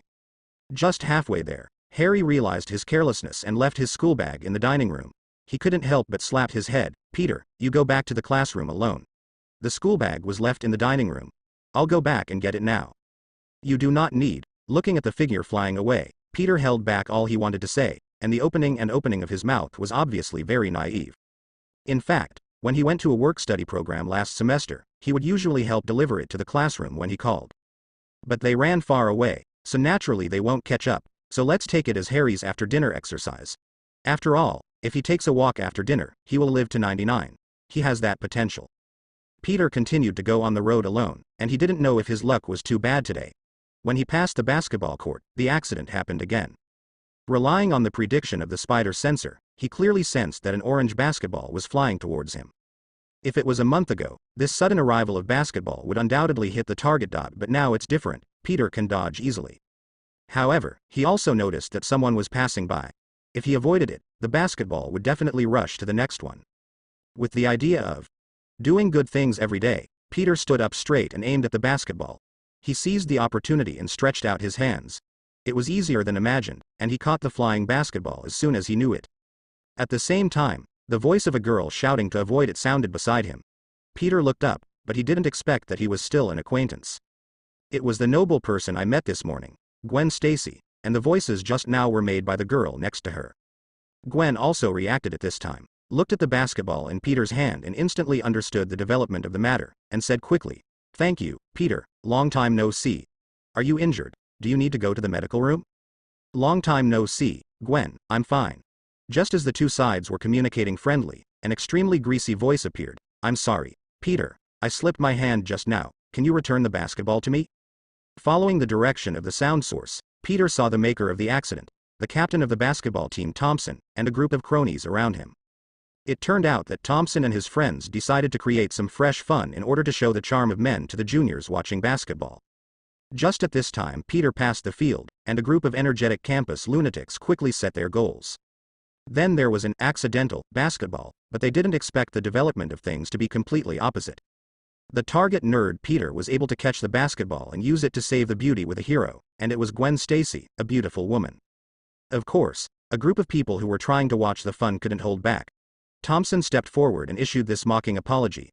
On the one hand, he wanted to interrupt the conversation between the two, and on the other hand, he wanted to continue the fun by the way. Peter also quickly figured out the ins and outs of the accident. It was obvious that Thompson deliberately slammed the basketball over hard to see himself making a fool of himself. Looking at the group of people in front of him and the basketball in his hands, Peter thought of a sentence. The so-called bold because of ignorance, perverted because of boredom. This group of people in front of him is the best illustration, and it is a combination of both. If you can't solve it all at once, if you don't completely subdue and scare them, and don't give them an unforgettable pain, then you will be harassed by them all the time in your school life. Thinking back to the time when he was bullied before, he was mainly worried about causing trouble to Uncle Ben and the others, so he chose to stay away from them and didn't pay too much attention to these lunatics. But it's different now. I don't need to worry so much anymore. I just need to rely on my body to go up. But also pay attention to the strength. Don't beat people to death on campus, it will make everyone lose face. And Gwen on the side also heard the insincerity of the apology, and also saw the group of people not far away who were laughing. Hypocrisy became the only expression of this apology. Gwen raised her eyebrows. She was prepared to resist this matter in her heart. She stood up and was about to say something, but saw that Peter had already started to act. I saw Peter fasten his horse, and the basketball in his hand flew towards Thompson's people like a sharp arrow. The basketball hit Thompson's big face, and screams and nosebleeds appeared at the same time. Thompson, who was hit hard, never expected this to happen. The nerd who was bullied before dared to fight back. Relying on the anger in his heart, after wiping off the nosebleed, he shouted to his teammates next to him. Let's go together, teach this trash a lesson, and dare to do it. And this group of people is worthy of being called friends of friends. Anyway, none of them rushed over. They were all looking at each other. Their eyes seemed to be talking. Come on. Then why don't you come on? I'll follow you if you go on. Hurry up. With more than a month of experience in fighting crime, Peter did not hesitate or stop. Now that he has made a decision, he should not change it lightly, and he must walk through the path he chose. Continuing to rush forward, Peter rushed into the flock like a long-starved lone wolf, hunting prey at will. 1, 2, 3. This group of rampages on the basketball court, in the final analysis, are just students in essence, a group of brats who have never seen the real world, and they are not the same as the gangsters Peter has encountered in the past month. From the moment the basketball was thrown, within 2 minutes, this unequal battle was over. Although more than a dozen students were lying on the ground and shouting for pain, they were still full of dissatisfaction. The sharp weapon of the mouth never stopped for a moment, and they kept abusing Peter. But this is also in line with Peter's plan. A simple beating is far from enough, and he said. Give each of them an experience of a lifetime. After all, his personal principle is to walk the talk. Peter has prepared a whole set of dream techniques. Everyone has a share, and he is fully capable of getting even rain and dew. At the beginning, in order to achieve quick success in actual combat, Big Daddy specially found a set of unknown techniques. And he was very lucky to be the first customer of Big Daddy. Since then, it has been continuously experimented and improved, and finally achieved the effect of not dying or being injured, but it can bring about continuous pain. As the saying goes, if you get beaten a lot, you will naturally know how to fight back, and the same is true for Peter. After the special training, even the system recognized the existence of this skill, and he was already a master of this devilish technique. When he first got it, Peter was extremely disgusted. He vowed to seal it in the depths of the system warehouse forever, but he didn't expect that there would be room for it to play. Today will be the day to unlock the seal and carry it forward, and Thompson and his party lying on the ground are very lucky to be able to experience this set of artistic techniques for free. Peter walked towards the crowd with a smile on his face. He couldn't help recalling the experience of being bullied before, and then looked at the screaming crowd. He knew what to do at this time, and prepared to increase the strength in his hand. On the other side, Harry, who went back to the restaurant to get his school bag, also came to the basketball court, and saw a completely different Peter, a real man hitting 10. Although it is still unclear what exactly happened, it must be the fault of Thompson and others. Harry put away his school bag and rushed up to give him a few kicks. At this time, Gwen also woke up from this sudden change. She couldn't correspond to the gentle impression in her previous memory of the Peter who beat up the school lunatic in front of her. These two are not the same person at all, but she also knows that there is no time to think about it, it is time to stop it. Because the students nearby have already started to surround him, it is completely conceivable what the students will do next. Onlookers watched this big show of male plus male, and posted it on the internet to show off with many sand sculpture netizens. As for stopping it, it is impossible to stop it, eating melon is the first. In the end, it is estimated that this matter will become a big issue on the internet, which will affect the reputation of the school. Then Peter will be the most unfavorable person in this incident. In 9 out of 10 cases, he will be pushed out to bear this newly baked scapegoat. If the situation is serious, he will be expelled from school. In any case, Peter actually blocked that ball for her in a way. So Gwen thinks that she can't just leave like this, not to mention solving the matter perfectly, at least to avoid the situation from deteriorating. Gwen stepped forward and grabbed Peter's arm, and persuaded in the most gentle voice. Peter, calm down, if you continue, you will be expelled from school, so let's end it like this. Harry on the side also said, Peter, this group of people should also know that they were wrong. Now their parents probably won't recognize their son. The persuasion of the two made Peter, who was in memory, gradually come back to his senses. It is definitely acceptable for friends to put themselves in their shoes, and there is no need to worry Uncle Ben and the others because of this group of people. And the set meal is almost finished. It is estimated that they will be safe and sound in the next few days and become a qualified and kind-hearted college student. Maybe because of this, they embarked on the road to success. At that time, their parents will definitely come to thank them for the kindness of discipline. Peter got up and clapped his hands, and offered the last piece of insurance to the terrified crowd. If any of you still want to continue, you can come to me at any time, and I promise to be on call, especially you, my good classmate Thompson. Seeing Gwen and Harry behind Peter, Thompson and his party knew that they were doomed at this time. Coupled with the pain in their bodies, no one chose to utter wild words, and only hoped that Peter could leave quickly. On the way back to the classroom, Peter expressed his most sincere thanks to Gwen. After all, it is rare to see someone like Gwen who is willing to stay and help, especially when the two parties are still strangers. It's nothing. Actually, I want to thank you. You should be careful when you go home in the next week, they may find someone halfway. Thinking of the possibility of this danger, Gwen took out his phone and made a suggestion. Well, let's leave a phone call for each other. If there is a real danger, you can inform me in time. I can help you in this regard. Although Peter wanted to say that there was no need for that, seeing Gwen's caring eyes, he couldn't bear to refuse this concern, and it was definitely not for the idea of getting a girl's phone call. After leaving the phone number, Gwen said that there were other things to do, and if there was something to call in the future, she turned around and left. Wake up. People are almost gone and still watching. Peter, pay attention to his image. His saliva is about to flow out. It seems that the power of Cupid's arrow is still quite strong. Harry looked at the buddy who had become the watchman's stone, joked. What are you thinking? Peter cast contemptuous glances at Harry, and threw out his right hand as an internationally accepted gesture. He turned around and touched the corner of his mouth with his other hand, only to find that there was no saliva at all. Cheated. Harry stared at Peter's left hand, with a big smile on his face, as if to say, that's it. Continued. And Peter, you have to thank me, I have been silent just now, otherwise this mobile phone number. Go. This can be regarded as your credit. When did you become so shameless? However, Gwen's behavior also reminded Peter of the question given by Big Daddy. Maybe Big Daddy could really choose Gwen's father, George Stacy. Seeing that Peter was in a daze, Harry thought he was worried about the revenge of Thompson and others. Gwen's father is the chief of the police station, so call him when the time comes, don't be ashamed, besides, there is me. Peter shook his head and said, no, I'll think about other things. Let's go back to the classroom, class is about to start. There is another important piece of information. Currently, Gwen's internship is in the project of Dr. Connors. Think about such a good opportunity. Harry continued to break the news with a smile. In the afternoon, due to the timely stop of his friends on the court, Peter, who failed to become famous on campus, returned to his essence in the classroom. He became a good student who listened carefully in class and entered the state that a student should have.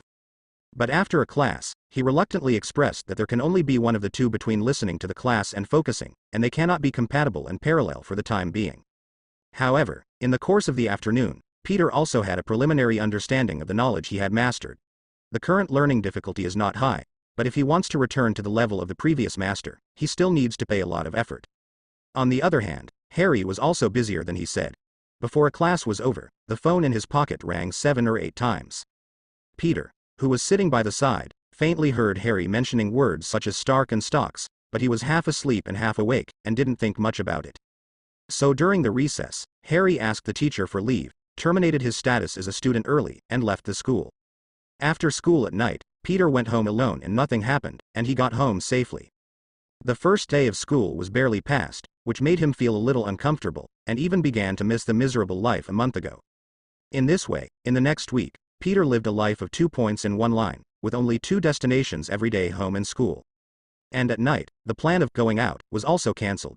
The main reason was that Big Daddy listened to Peter's opinion and became a non-staff member of the police in this crime-fighting operation through the information in his hand. I heard some dangerous rumors from it. The police had received strong support from an unknown force, and in the big family, they were finally qualified to fight hard, and truly had the right to be the masters of their own affairs.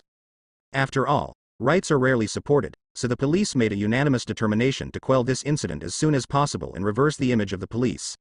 They have mobilized a large number of police forces from other regions into New York. Now the number of police officers in the city has skyrocketed in an instant, and every street is searched by someone, almost miraculously recording no dead ends. For this reason, Big Daddy also brought Peter and Mindy to the safe house for a meeting, warning them not to go out during this period. In general, the police are really doing their best, and every police officer has pumped up his horsepower to add an extra bargaining chip for his promotion and salary increase. Over the past week, the record has been extremely brilliant. Some small and medium-sized criminal groups on the bright side have been wiped out by the police. On Friday night, after a week of school life ended, Peter lay on the sofa after dinner and blindly pressed the remote control while the TV programs were constantly changing. Bell, bell, bell. The ringtone of the mobile phone interrupted Peter's dazed time. He picked up the mobile phone casually and asked lazily, "Hello, who is it? What's the matter?" "It's me, Peter. Hurry down now, I'm almost downstairs to your house." Mindy's cheerful voice came from the other end of the phone. "What's the matter? Why did you come to my house suddenly?" "Wait for a while. I'll go down now." Yawning and stretching, Peter slowly got off the sofa and came to the door to wait. "This way." There was a clear sound of the engine, and Mindy, who had a lot of bags, was driving a motorcycle into the backyard, and it slammed on the brakes to stop beside Peter. "How cool." Peter gave a thumbs up. "It's amazing, Mindy, but when did you have so much money in your small coffers? You probably stole Uncle Damon's money, right?" "How is it possible?" "Forget it, I won't talk nonsense with you. This car will be yours from now on, take the key." Mindy got off the motorcycle, handed over the key in his hand and said, "What? This car is mine now, this." Peter expressed his confusion, completely unaware of what was going on, and just took the key handed to him along the way. Mindy half explained and half joked. "This car is a gift from me and Big Daddy. It is used as a means of transportation for your going out, so you don't need to squeeze the bus and subway in the future, which is time-consuming. It's laborious." Unexpectedly, it would be this reason. Peter had mixed feelings in his heart, and he didn't know what to say to express his gratitude for a while. He could only use laughter to cover up his current state, and after a while he asked, "Thank you, Mindy, are you alone? Isn't Uncle Damon here?" Mindy immediately rolled his eyes, and said angrily, "Speak in a normal tone, you are ashamed to ask. What kind of idea was it before? Dad is active now, he leaves early and returns late every day. I haven't seen him for 3 or 4 days, and don't mention him to me." Facing the irritable Mindy, Peter could only change the subject, and defended his proposal. "Really, it's not all my fault, and I didn't expect Uncle Damon to be so desperate. Do you want to sit up? I recently bought several large games, absolutely fun." "No, I'm going crazy staying at home this week. I just want to go out and play now. Besides, why don't you go shopping for a new car?" Mindy retorted with a gloomy face. Seeing Peter's hesitation, Mindy changed his mood in an instant, and said excitedly with hands and feet, "Stop thinking about it. Go outside for a few laps, don't you yearn for the colorful world outside?" Peter was already defeated by Mindy's face-changing skills. When he saw that Mindy wanted to pounce on him, he immediately stretched out his hands to express his submission, and said, "I'm convinced. Wait for me, I'll go upstairs and change my clothes before going out." Bar. Mindy turned around and handed over the big and small bags behind him. "Wait, put these things in your room by the way, and I'll pick them up later when I come back." Along the way, Mindy complained heartily about the hardships of life after the lockdown, during which Peter made a suggestion. "Then you can go to school, get in touch with more peers, maybe you can find new fun." Mindy said something directly, and cast a suspicious look. "Shut up. Why do you look like Dad? You two must have colluded." Peter, who was driving, was taken aback. He almost lost control of driving in a straight line. He didn't expect Mindy's intuition to be so accurate. Could it be that this is a woman's intuition? Fortunately, he was riding a motorcycle, and Mindy couldn't see the change in his face, otherwise, this lie was destined to be exposed in a face-to-face situation. In fact, while waiting for Mindy just now, Big Daddy called again. After a very simple explanation, he hung up the phone. The father and daughter whispered code words together. At that time, Peter was standing at the door of the house with a dazed expression on his face. With the current situation, he can probably guess what Big Daddy's plan is. Now that the enemy is gone, Big Daddy's idea of wanting Mindy to return to a normal life has also risen to the top of the list. Letting Mindy go to school to meet people of the same age is naturally the first step of the plan. Peter calmed down and said calmly, "How is it possible? It's not like you don't know that Uncle Damon has been busy recently. How can he have time to contact me? Don't get excited. Can you tell me the reason?" Mindy's eyes flickered with a murderous look, staring at the figure in front of him, and then explained aloud, "It's better not to pay attention to your ghost. Otherwise, I don't know what my father is thinking, but he wants me go play house with a bunch of immature kids." Hearing this, Peter could feel the soaring murderous intent behind him, and he panicked even more, because this matter really had so much to do with him. The situation was like this. Peter, who was at home at that time, was idle and bored, so he discussed his future life with Big Daddy, and both of them expressed their visions for the future. When Big Daddy expressed his troubles about Mindy's current state, he made a suggestion: let Mindy go to school. Didn't expect Big Daddy's actions to be so fast, and now Mindy is about to find out the real culprit, and now he has to doubt Big Daddy's intentions. It feels like a disaster is being shifted eastward. No, this matter must not be allowed to continue to be guessed by Mindy like this. Otherwise he will be annoyed to death. This Big Daddy is definitely behind it, and he has nothing to do with Peter. Because there is no need to think too much about the persuasion process, it must be that the big man of steel, Big Daddy, is too hasty. And Mindy just happened to be at the age of rebellion. Coupled with his previous life, he yearned for freedom abnormally. For a while, no one could convince anyone of the state of the two of them, and in the end the Big Daddy must have put on his father's identity again. The power fell and everything was decided without authorization, and the two naturally became tit for tat and incompatible. How come? I'm on your side, you must believe me. What's the situation with Uncle Damon? Peter vowed to express his position, and guided Mindy to take another path. Sure enough, as expected, Mindy then began to bombard Big Daddy in all directions, 360 degrees without any dead angle and not letting go of any detail. Faced with so many black histories of Big Daddy, what reason could Peter refuse? Of course he chose to accept them all. This is a rare and great opportunity to listen to the glorious history of Big Daddy. After seeing what Mindy said, he felt a little thirsty. Peter took Mindy to the dessert shop, borrowed a pen and paper from the store manager, and took notes. In the end, the Takao meeting came to an end when Mindy drank the whole cup of milk tea in one go. Peter took out his mobile phone and glanced at the time and said, "How, are you feeling better? It's almost 10 o'clock, and it's quite late now. What should we do? Back home." Peter. Why can't I understand what you're talking about? Mindy used the legendary cuteness tactics and asked back with a confused face. Don't play dumb here, Mindy, you little wit. Of course, Peter was not tempted. There are still several game masterpieces at home that start at $1 billion level waiting to be unsealed. Doghead, Doffa. After a fierce battle, Mindy was finally defeated by a strong opponent and reluctantly agreed to the suggestion to go home. However, after arguing with reason and pretending to be pitiful, he also succeeded in obtaining the privilege of a 3-day tour at Peter's house. Peter grabbed Mindy with one hand. Avoid this sinister criminal, escape and head to the parking lot with Mindy's bag in one hand. At this time, I found an unexpected problem. The motorcycle I parked here before is now missing. He asked full of doubts. Mindy, was our motorcycle here just now? It seems to have disappeared. The dejected Mindy suddenly regained his spirits, looked around and snorted coldly. Let's go. There are many people around the telegraph pole in front, there should be clues. The two walked closer and saw a big character poster posted on it, which said, I don't know where you came from, young master. You dare to use such a lock on our site. I'm sorry if you don't steal your car. Let's improve our memory in the future. Before he finished reading, Peter knew that something was going to happen. He turned his head and saw that Mindy was really angry, and his whole body was ready to go. He had no choice but to hug him and drag him into a deserted alley beside him. Mindy's accumulated anger this week was completely ignited at this time, and he said angrily, Let go of me, Peter, I'm going to destroy them. I spent 3 days and 3 nights to carefully select this car. How dare these bastards challenge us? Looking at Mindy's flushed little face, Peter knew that the idea of going home without a good reason was going to cool off, but considering the recent situation. Opening his mouth to persuade. Look, didn't you bring your equipment? It's not good to use bare hands. Tomorrow we. Before he finished speaking, Mindy grabbed the school bag in Peter's hand. Don't worry, I carry all of them here. Besides, there is our safe house nearby, and there are enough weapons in it. Then how are you going to find someone? New York is a big place, full of people. Peter made a final struggle against Mindy, who had experienced many battles. Don't worry, I installed a locator on the car before, and those bastards can't escape from my palm. Mindy gritted his teeth. All the problems were solved by Mindy one by one, and Peter was refuted to the point where he had nothing to say, so he could only comfort himself. Forget it, let's just let Mindy relax.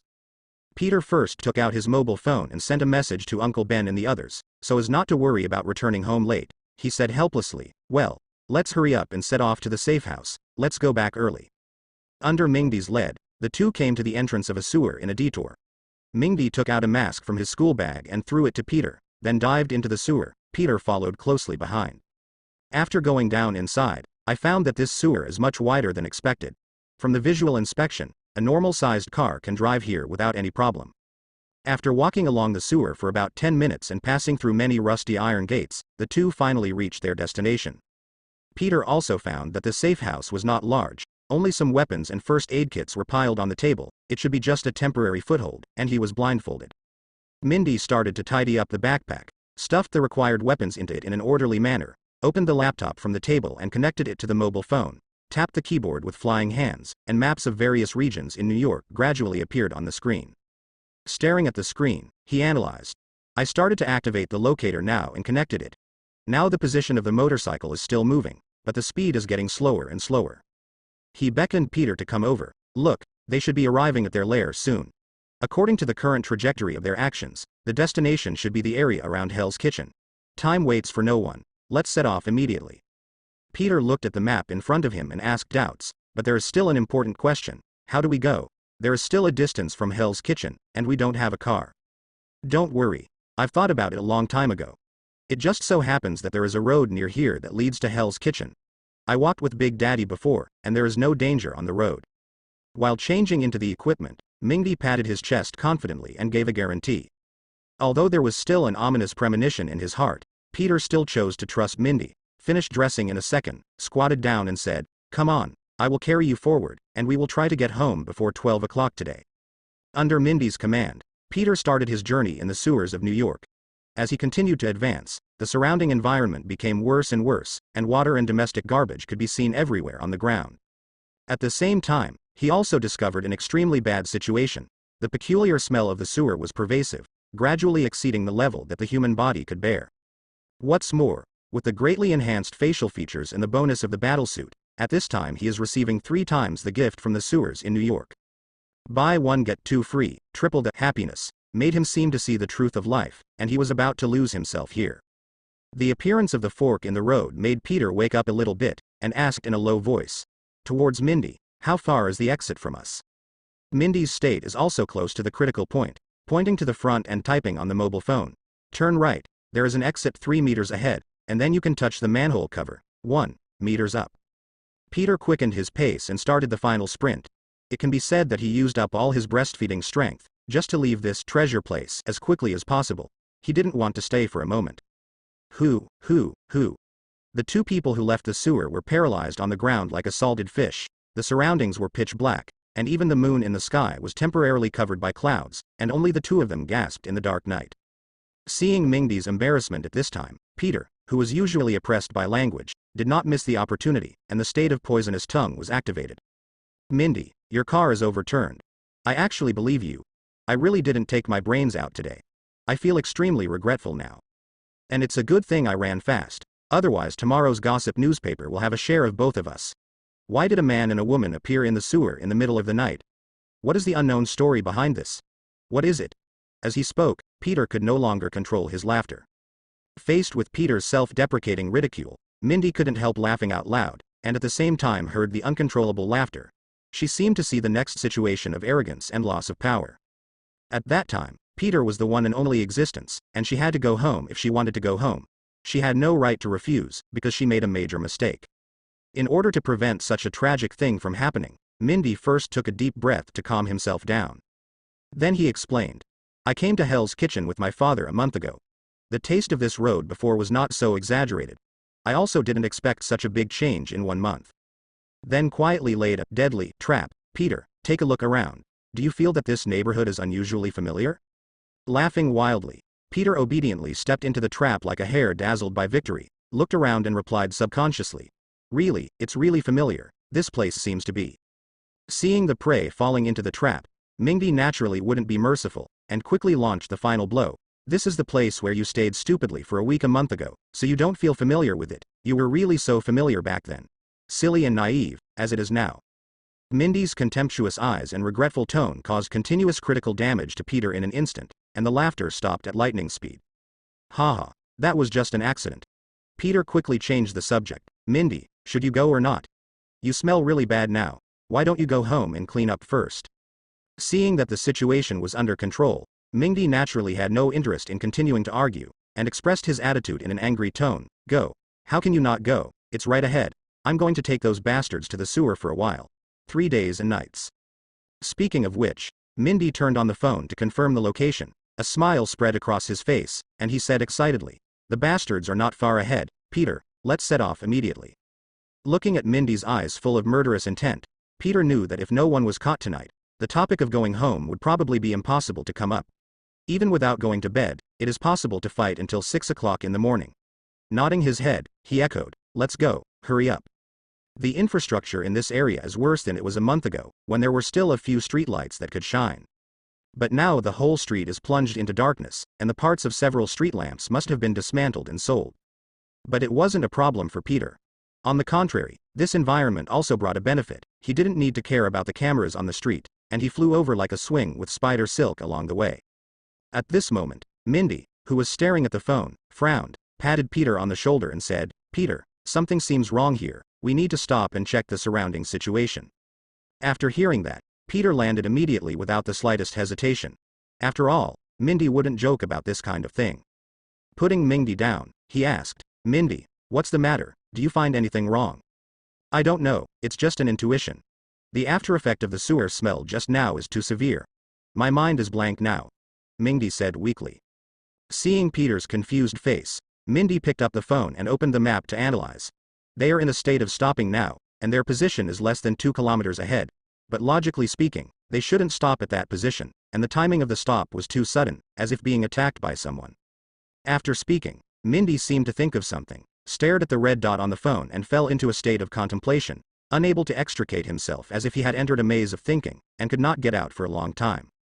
Peter glanced at Mindy, then at the time, and said, "Mindy, think about it slowly. I'll go around here and see if I can find other clues." Using the spider's silk, he started to wander around. Unfortunately, he didn't find anything. The street was very quiet, and the only sound was the car horn on the main road in the distance. After a long time, Mindy's brain finally came to his senses, and he found the relevant ideas. He picked up the binoculars and looked in a specific direction, looking for buildings one by one. The hard work paid off. She found it, and said calmly, "Peter, in the direction of your 11 o'clock, there is a person lying in the corner of the alley. Seen in the documentation." "Got it. Then I'll go and have a look. Mindy, please pay attention to your surroundings, be careful of emergencies." After speaking, Peter sent a spider web to the mentioned location. Looking at the bright red demon battlesuit in front of him, the memories in Peter's mind rolled again. This person is Daredevil Matt Murdock, who belongs to a very small group of superheroes in memory. After all, other superheroes can go to heaven and earth, and they are almost omnipotent. The seriousness of Daredevil's style has already lost at the beginning, but Peter is very impressed with Daredevil. On his 7th birthday, he received a birthday present from his uncle, which was an animated CD about Daredevil. "When I received such an interesting gift when I was a child, I couldn't hold back the whole person, and I didn't sleep at night to watch it secretly. As a result, I had a terrible nightmare that night, and I didn't dare to sleep alone, so I had to go to sleep with my parents. When I woke up the next day, I ate a big meal of mixed doubles with my parents. This memory is still unforgettable to this day. Therefore, I still remember most of the content of the Daredevil animation. This person should be regarded as the only light in Hell's Kitchen. A person who was born in Hell's Kitchen, grew up in Hell's Kitchen, and became a superhero in the end. I have to say that this fate arrangement is really incredible, and it is very emotional." The young Matt lived in Hell's Kitchen with his father.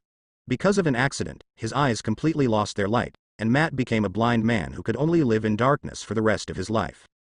Just when hope was completely lost for the world, Matt's father stood up at this difficult moment, and he did not abandon Matt. Instead, he stepped forward to shield his young son from wind and rain, and became the first mentor in Matt's life. His father is a boxer by profession. In the ring, he has knocked down his opponents again and again, and has been knocked down by his opponents again and again, but after being knocked down, he can still stand up again and face the ring without fear. All challenges. In daily life, he improved the correct 3 views for Matt. Even a blind person who is blind can have the qualification to love the world, and clearly told Matt what a person should really be in life. Later, in a life and death match, although the person in charge had already informed him that he needed to play a match-fixing match, in front of his son, he resolutely chose to strengthen himself and declared to Matt the true choice of a man with his life. It was a stormy night. Young Matt found his father who had fallen to the ground in an alley near his home, and it was that day that he lost his last relative in the world. In the days when he lost his father's protection, Matt's living environment has plummeted. Being insulted, cheated, beaten, and not getting enough to eat has become commonplace, an indispensable role in daily life, and sometimes even personal safety. There is also no corresponding guarantee. It is very difficult for a child to survive alone in the largest slum in New York City, not to mention that Matt is blind and cannot see the light. This period of difficult days made the young Matt lose the courage to live for a while, but fortunately Matt met the second mentor in his life, the old man. Stick took in the young Matt and gave him the hope of a new life, and under the guidance of Stick, Matt's own potential abilities were deeply developed, and he successfully mastered the super senses that are different from ordinary people. At the same time, it was also during this period of good time that the young Matt was gradually born with a dream in his heart after being taught by the old man and various experiences in life. In front of his father's grave, the young Matt swore to himself and his father that he would change the place where he grew up, Hell's Kitchen. He wanted to bring Hell's Kitchen back to the normal track and make this place truly bright. Hope. Chasing his dream, Matt chose to study law in his 4 years of university, hoping to use the power of law to realize his dream and change the status quo in Hell's Kitchen. In college, Matt was excellent in many aspects. Although he had many opportunities to leave this devilish place, he still chose to return to the original starting point, Hell's Kitchen, for his dream. Because Matt felt in his heart that if he left, he would really not have the courage and confidence to step into this land after a few years. After graduation, although he had made sufficient preparations in many aspects, the reality still slapped Matt several times, telling him that this was far from enough. After stepping into the society, Matt tasted all kinds of hardships in life, and gradually realized that there are still all kinds of injustices in life that the law cannot solve. Not to mention, in the complex environment of Hell's Kitchen, the law can play very little role, and it is even a heavy pressure for the poor. However, Matt was not discouraged because of this. On the contrary, from these failed experiences, he fully realized that the essence of law is a tool. In some powerful groups, the law has become the protection of their crimes. This period of failed experience allowed Matt to further strengthen his dream planning. He made a behavior that shocked his colleagues. He entered Hell's Kitchen and set up a law firm to provide free legal help to the poor. Fate is extremely ironic.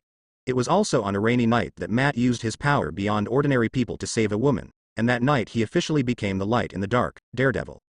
As a result, in the following days, Hell's Kitchen added a lawyer and a vigilante.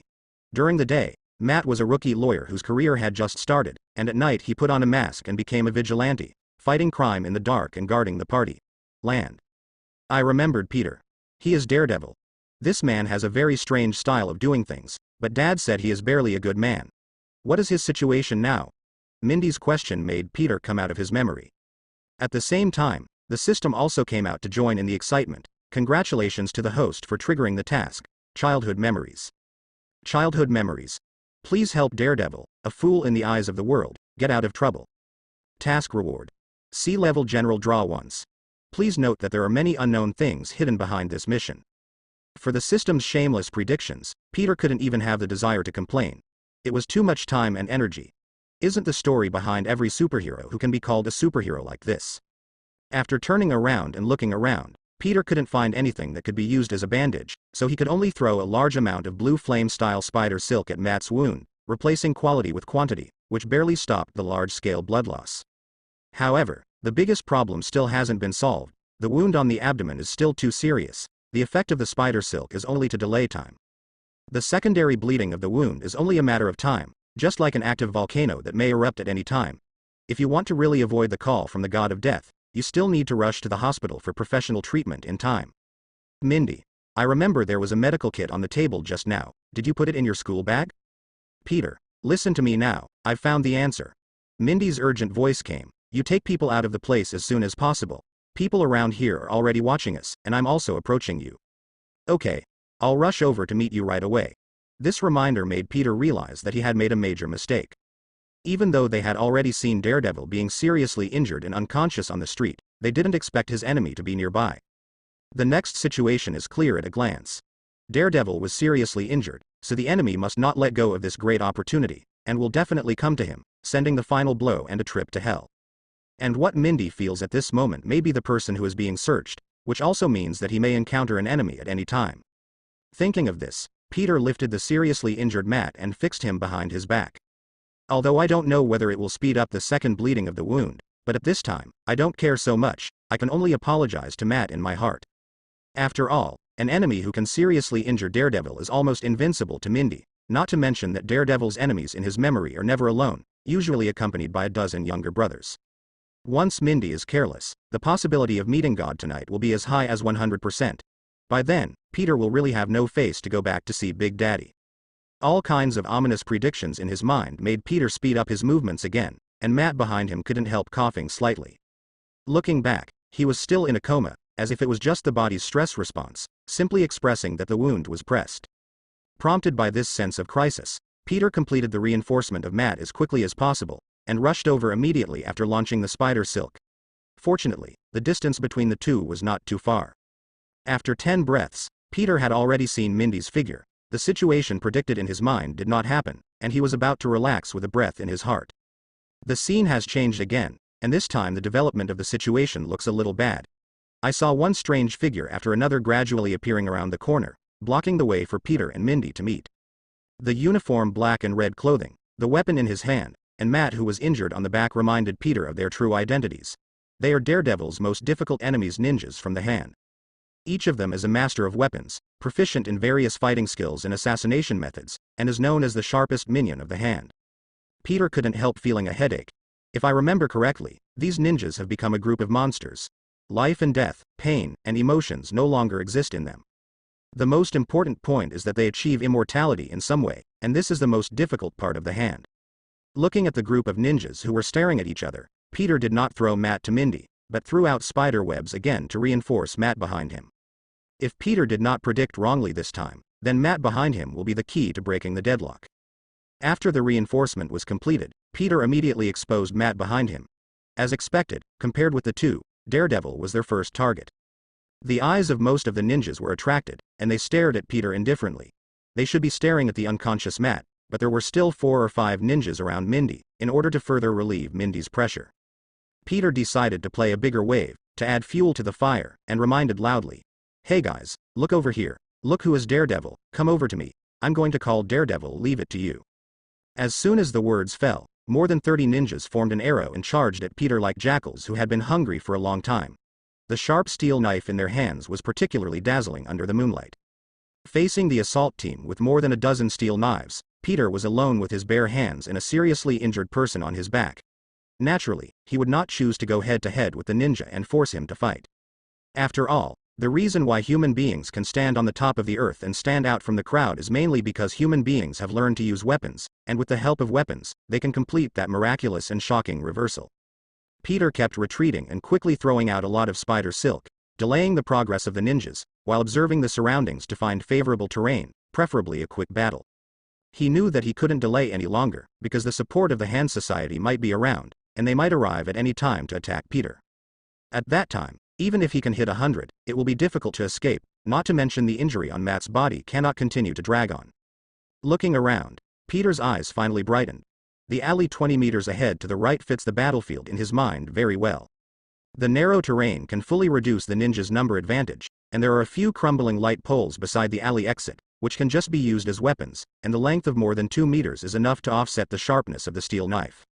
As the saying goes, an inch is long and an inch is strong. No matter how sharp a steel knife is, if it can't hit someone, it will be a scrap of iron after all, and it will not pose any danger to him at all. Peter acted immediately, turned around and threw the spider silk around both ends of the light pole, grabbed the spider thread with both hands and began to exert force. The light pole was pulled out instantly, and a few pieces of soil followed, splashing on the ninja behind him. Peter rushed to the exit of the alley, took the commanding heights, and desperately swung the 2-meter-long light pole.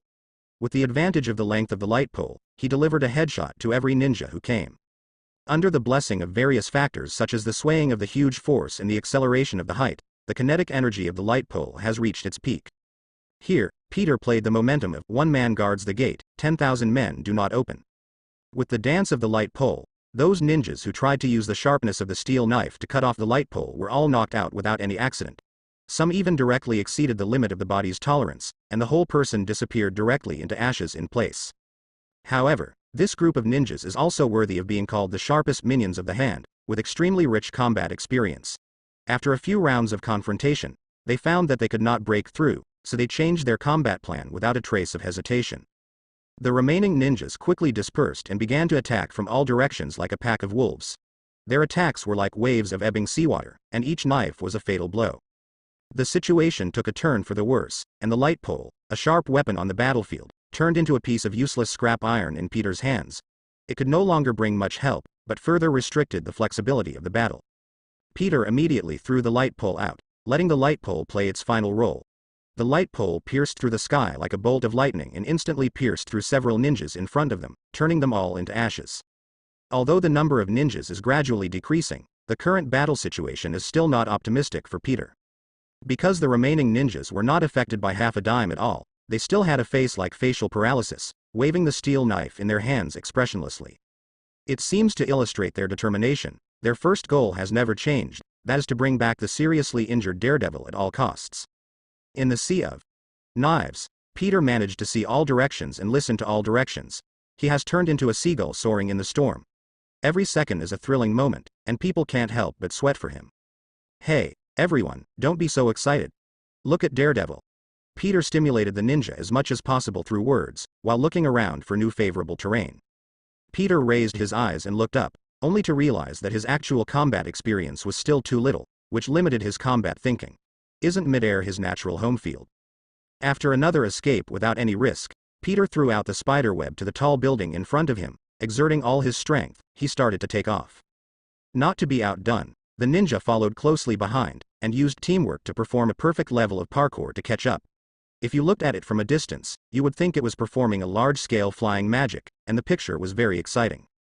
A one-on-one situation was achieved as he wished in midair. Of course, Peter would not let go of this great opportunity to beat the dog in the water. He took advantage of the victory and pursued frantically to expand his advantage and reduce the number of ninjas as quickly as possible. Dude, how dare you break away from the main force? Look at Daredevil.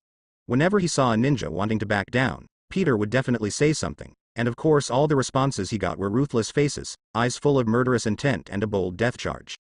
Implementing the kite flying method, among the many abandoned residential buildings, Peter successfully sent all the remaining ninjas back to their hometown, Springwater.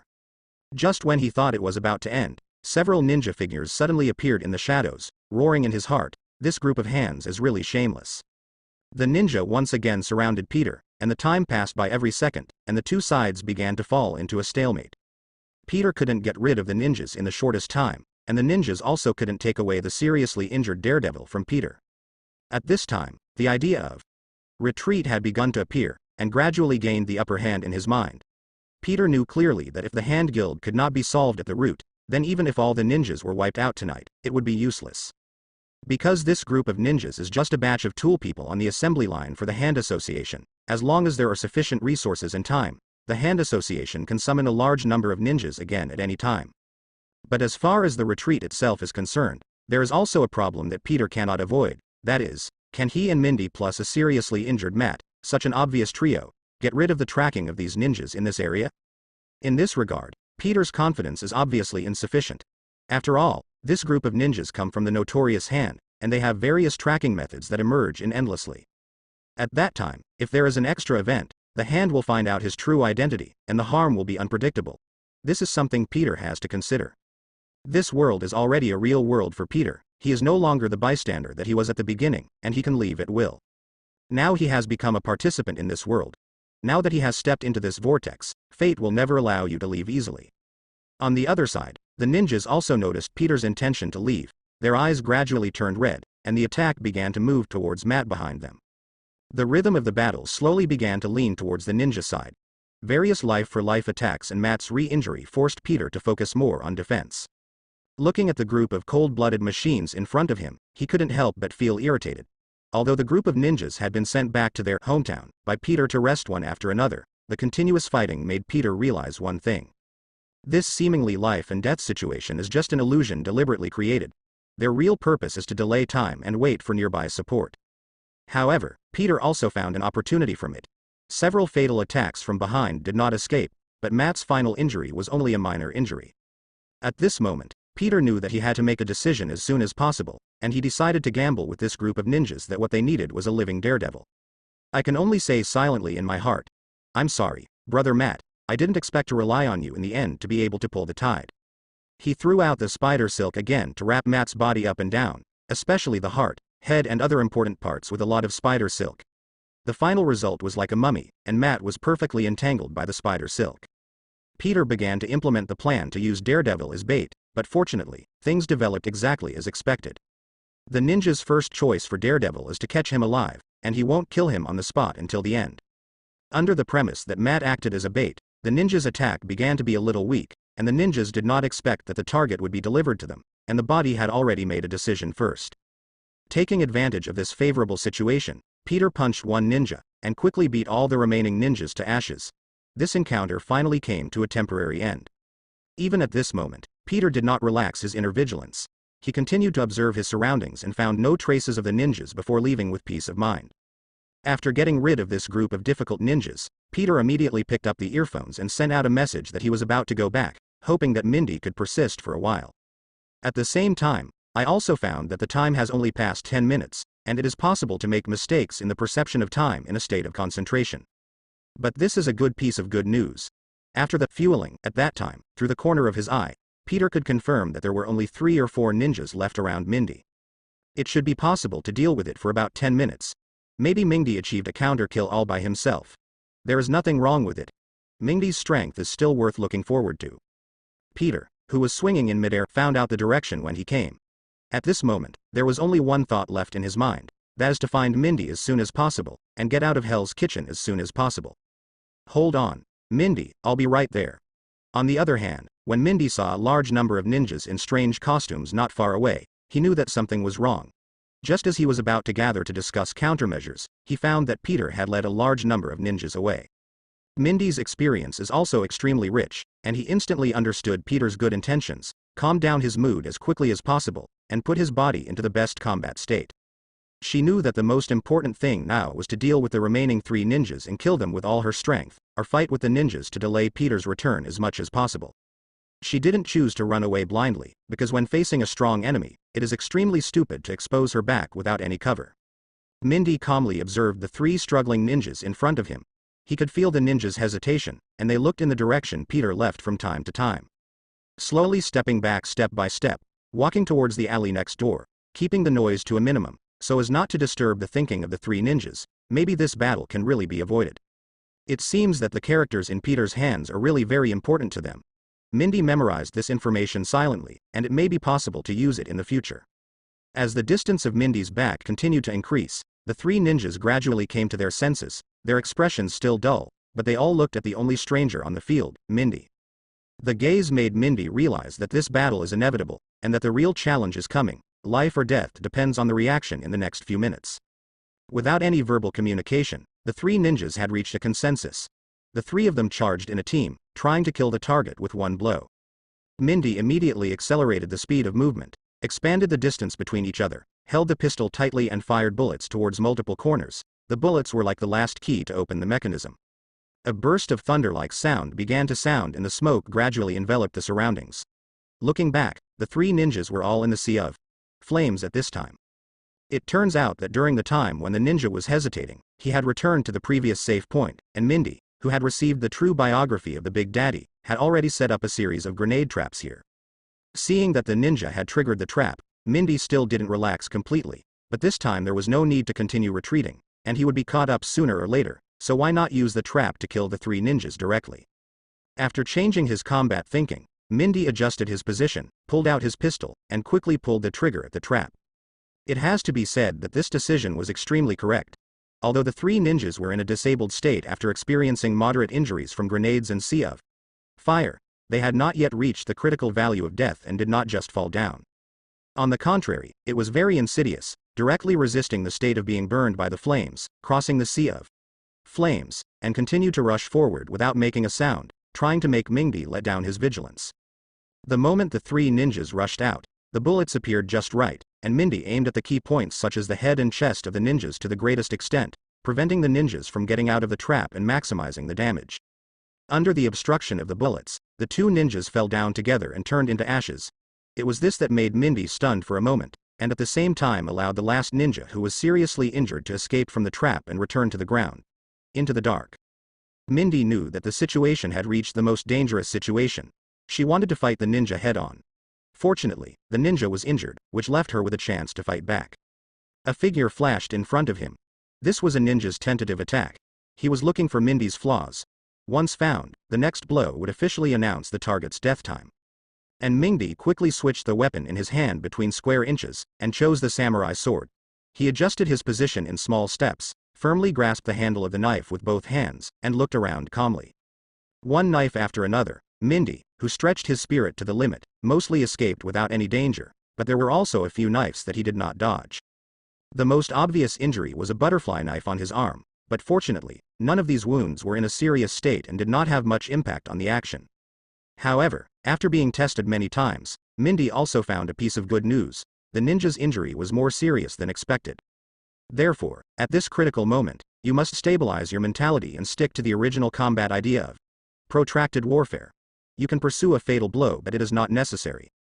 The ninja in the dark also knew that his body was seriously injured. If he continued to drag, the target in front of him would flee, according to the first principle of combat. Without too much thinking, he rushed directly to the figure below. He tried to achieve the achievement of going to hell with Mindy here, but it was a pity that Mindy rejected this touching invitation. If you want to ask why, of course, the ninja looks too strange. Mindy held a samurai sword in his hand, took a step back, nimbly avoided the ninja's capture, stepped on the ground with his left foot, and swung the sword in his hand with all his strength. The samurai sword pierced through the ninja's neck like a bamboo. A pile of ashes fell to the ground. Looking at the ashes in front of him, Mindy knew that he was very lucky to win. Fortunately, the trap caused enough damage to the ninjas, so that they couldn't use all their abilities, otherwise the consequences would be terrible.